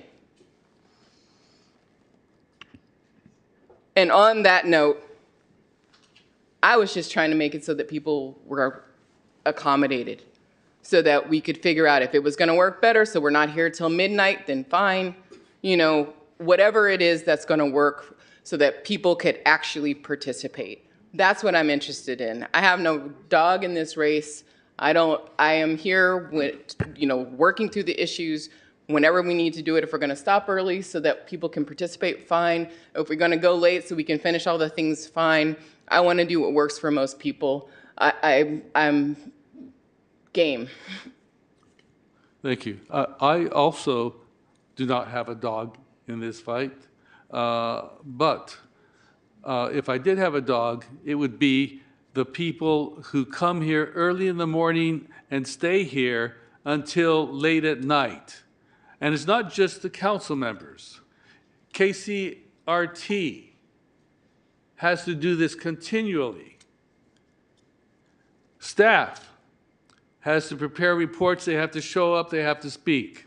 So I'm interested in making the work life of the city employees something that is sustainable. This is only an experiment. What we want to do is collect the data of who shows up with the time change and compare it to the data of who showed up when it was 6:30. And it's only by collecting data that we know which time might be better. So I say yes to experimenting to find out what is best for everyone. We stay late, people with families can't stay, they have to take their kids home. We rearrange things to accommodate, but we can't always do that. I mean, we're here at almost 10:30, and look at who's here. It's generally the people who are here every night. And, I'm sure you represent the community, but there's a lot of community that's not being represented, even though your faces are here. So let's think about the other people. And we can only do that by experimenting and see what works best for everyone. So with that, I'm sorry? Go ahead. Thank you. I also agreed in favor of starting the meetings early for the very reasons that were mentioned this evening about folks were saying, we need to start earlier so we can end sooner. But I also believe, it was also mentioned that it plays into retention. Folks not wanting to come to a city who have 8-hour, 7-hour council meetings. Also, I believe that it would benefit us so greatly if our meetings were more efficient, if we were doing our due diligence by submitting those questions, those number of questions that we have to ask departments, if we do our due diligence by doing that prior to. And I also understand the importance of restating those questions on the dais so the general public could know that we're engaged and informed. But also when we're asking questions, most times second round of questions are being asked.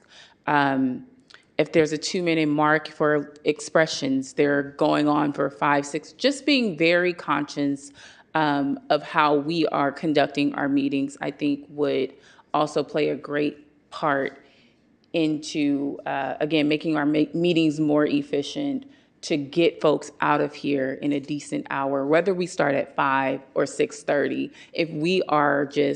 If this meeting is anything goes, we'll still be here till 10:30, regardless if we start 2 hours early. So, thank you. Thank you. Anyone else? If not, I would like to make the,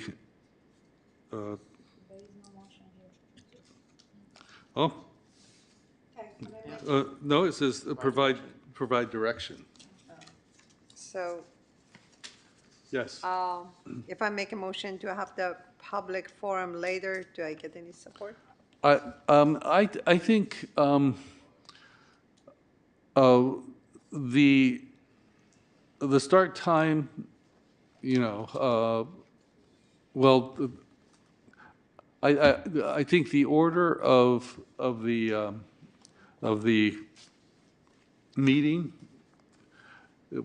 should be malleable, and if we put it into a motion, then it has to be that way, and then we will have to have another meeting to change the time. I don't get it. Okay, so if we make a motion and say that the open forum is at a certain time, then to change it, we would have to have another city council meeting to change that direction. But if we don't do that, then it's malleable and we can change the time to meet the needs of the meeting. Oh, at every meeting? Right. We can do that? Right. Okay, thank you. Okay, yes. So I would like to amend or offer that I do feel like we should have a hard cutoff at a certain time each night. I feel like at a certain point, we do not, it's not a public process because most people are sleeping. And to act like just because we're trying to finish business and we're going till midnight, that we're having a public process, I think is disingenuous. And I think that we could and should consider a hard cutoff and continuing items to another meeting once you get past a certain time, like 11 o'clock. It could even be earlier. I'd like to put that as an offering. Can we put in there that council members need to be succinct, concise? Yes. We can try. That was a bad joke. But, all right, you want to make the motion?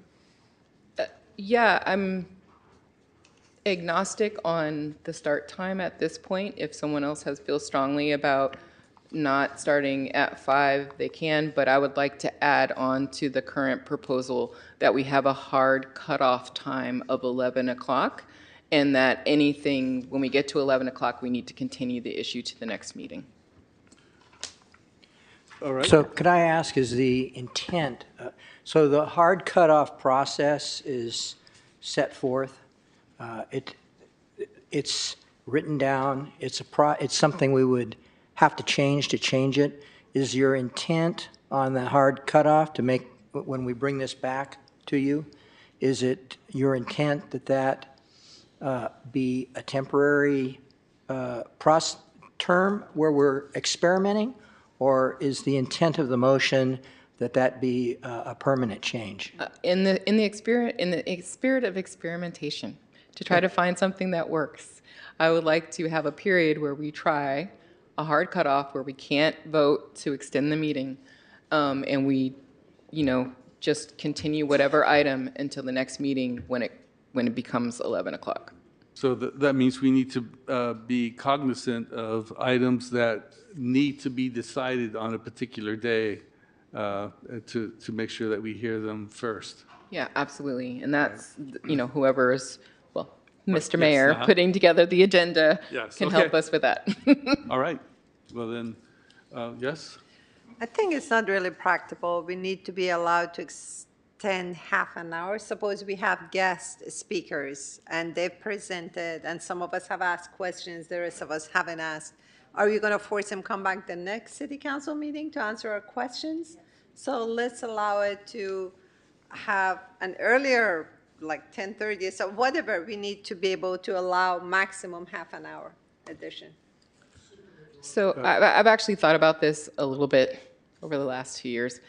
I actually think that we should think about having guidelines for presentations, time limits, kind of like we have speaker time limits that people have 2 minutes. We should have time limits for our proclamations for our speakers, and say that you can give a presentation for this amount of time and actually run a clock. And at the end of that time, folks have to stop. You know, I think that it would be good for everyone, you know, to as Councilmember Brown said, be more efficient with our meetings. And I just wanted to say, like, remember, we are also changing the time where we start the closed sessions.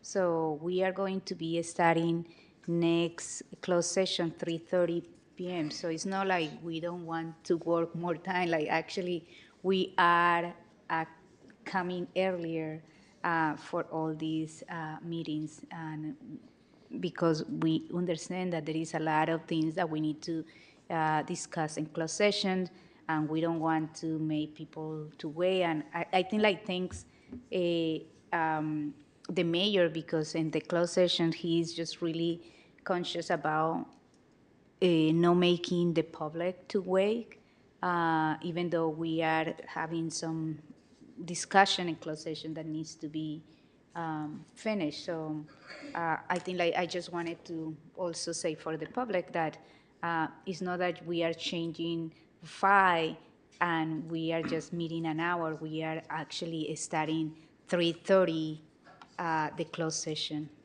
So thank you. So at this time, I'm willing to make a motion to start at 5 p.m., end at 11 p.m.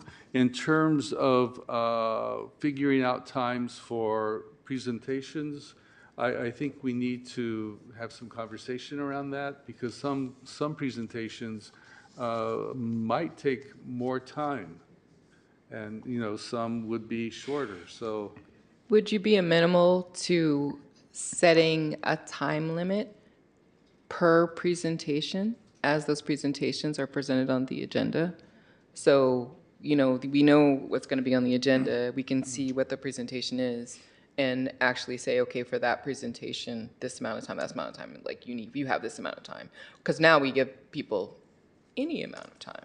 There's no clock. okay. Yeah, So- can I think, like, it's also like a lot of the presentation is city council. So I think, like, if you give us guidelines of, like, it's 5 minutes presentation maximum or something like that, that could be like, that has to be kind of like presented to the people who are coming here to do that. I agree. Okay, so then the length of the presentations would be determined by the topic, Yeah, beforehand. right, beforehand. And set So- so- when you're setting the agendas. Right. Yeah, what I understand is the person that's asking for the presentation will give a time estimate, but the mayor will control what's the number that we put on the agenda. Yes. I mean, hopefully now, I mean, right now, there's usually a little bit of back and forth of when something goes on the agenda between the mayor's office and whoever was the sponsoring person. So it could be a little conversation, you know, this seems like it'll be like a 15-minute presentation. Does that sound right? And then that can be communicated to the presenter, and then they need to keep that time. We'll put a timer on them. And I can say no 5 minutes. Can I have No. Yes, go ahead. I was just going to ask, I don't want us to run into any like biases of like what's important and what's not, you know, important, or if we should just consider having a standard time, a set time for all presentations. So you have this amount of time to present to us, whether it's 5 minutes, 10 minutes. I think it should be the same across the board for everyone. That's just my input on that. Okay, point taken. Go ahead. Like budget presentation, It's extensive, and sometimes we may allow the staff 1 hour to present, so it depends on the subject. Okay. And I think. I wasn't considering those types. I thought Yeah. you were mentioning like No, if folks coming in if the presenting. sponsor of the item talks with the mayor and comes up to a conclusion, we should assume it's reasonable. Okay. Because if you're bringing the item and you and mayor agreed, then there's no bias, right? Either Okay. it's staff or. I wasn't considering when I was making that statement, I'm sorry, I wasn't considering like budgeting items and things, presentations and things like that. I was thinking like, organizations and groups that are coming before the council to have a standard presentation time limit for those individuals. They should get uniform. Yeah, well. And I do appreciate the concern because Yeah. we haven't always had a mayor like Mayor Martinez. Some mayors in the past would use this to shut off conversation and That's make true. it really impossible for people to bring forward issues. That's true, so. Can I make a comment? So our meetings already currently start at 4:30. Technically, we start at 4:30. Because, well, that's the closed session, right? So we start the closed session at 4:30 and we ask for public comment, and usually it's pretty empty other than Cordell. Right? Cordell's here before all of us, right? But we start at 4:30, so we're kind of already getting a glimpse of when and how people can show up, and they're not showing up at 4:30 even to give comments, because that's one opportunity they can do to give us some type of comment, even if it's just for closed session items. And sometimes they don't always show up. So my other consideration, if you may, instead of an hour and a half earlier, what if we do just 1 hour earlier and we start at 5:30 for the regular session instead of 6:30? Instead of 5 o'clock, it's 5:30. And then the closed session, we can be here at 2 o'clock it's going to be us, and the public doesn't have to be here as early. Wait, you just finished using the closed session as the guide, and now you're saying Yes. that it doesn't And matter. I know, I'm going both ways. Yeah, so with that logic, I'm sticking with 5. Go for it. But I think 5:30 works better as a 1 hour and a half, Well, or instead of 1 hour and a half, it's just 1 hour. Well, once again, this is an experiment, so the motion is to start at 5 PM and at 11 PM. And I'm not going to accept the time limit on meetings. I think that's something that we need to, discuss item by item. But that's what the proposal was, is that we actually set a time limit item by item, not necessarily, Oh, yeah, okay, yeah, yeah. yeah. But okay, that there is yeah. actually, so, it may be different for a Understood. budget session than it is for, the AC Transit presentation, but there is a time limit. We Right. say that it's going to be this amount of time for AC Transit, this amount of time. Because at other meetings, they will tell you how much time you have. Yeah, And we do not. Yeah, but once again, on the school item, there was a lot of brainstorming. So if we put a time limit on that, a lot of that brainstorming wouldn't have taken place. Well, I mean. I think like what we are trying to do is the presentation of the presenter's time limit. I think the discussion is different, and I think like that will be also like, I don't know, like, are you going to put time limit on each city council be able to ask question or not? So We that technically already have time limits, we just don't follow them. Yeah. Yeah, It's 2 minutes, 2 minutes. Well, no, we had 5-minute limitations. Was it 5 minutes? Yeah. It was 2 minutes. No, of 5 minutes for each council member, but for the most part, you've done very good at staying within those, within a reasonable limit, so I haven't really made an issue of it, although at first I did have to. Having a stop clock. Yeah.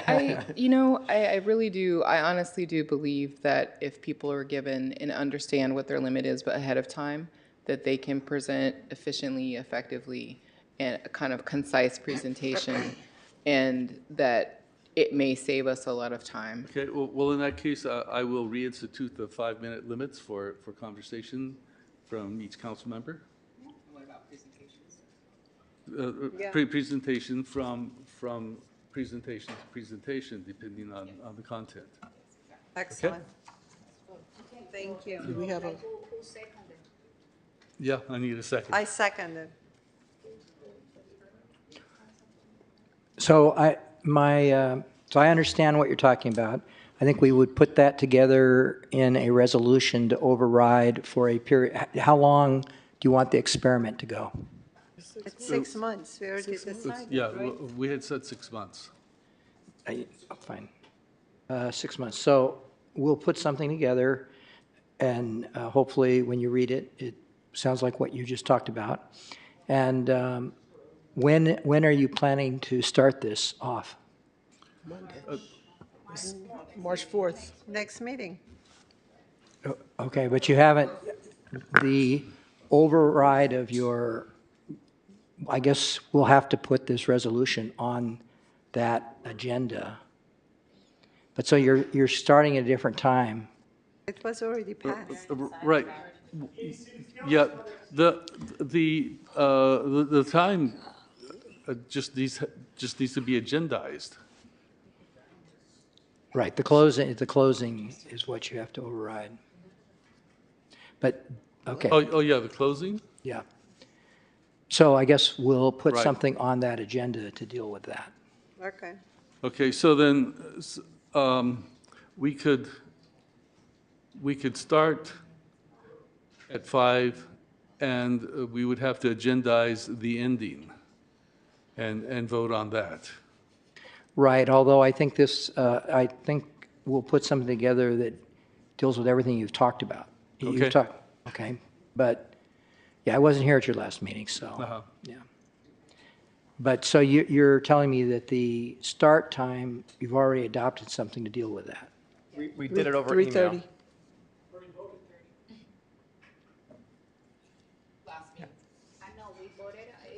3:30. There was an item on consent calendar that said that the closed session would start at 3:30 and the main meeting would start at 5.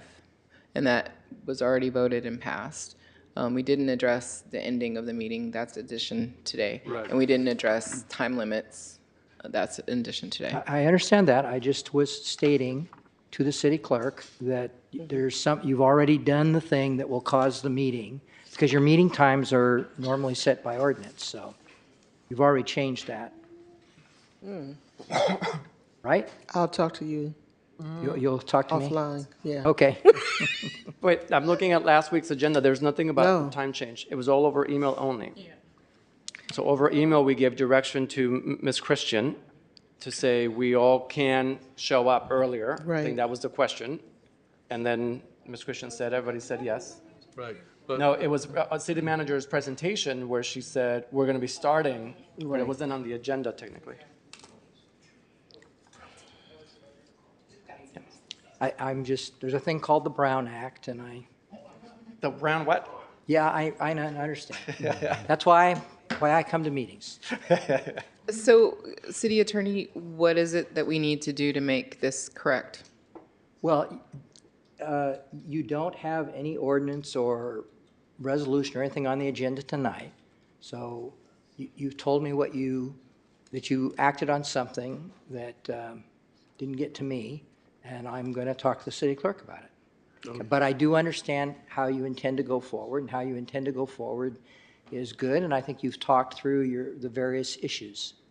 But does that mean that we can start at 3:30? Because I don't think that we have actually done our due You can diligence. call a special meeting at 3:30 with a 24-hour notice. Okay. And what about the 5 p.m.? Special Same meeting. thing. You can call a special meeting with 24-hour notice. Okay. Or you can adjourn a regular meeting but,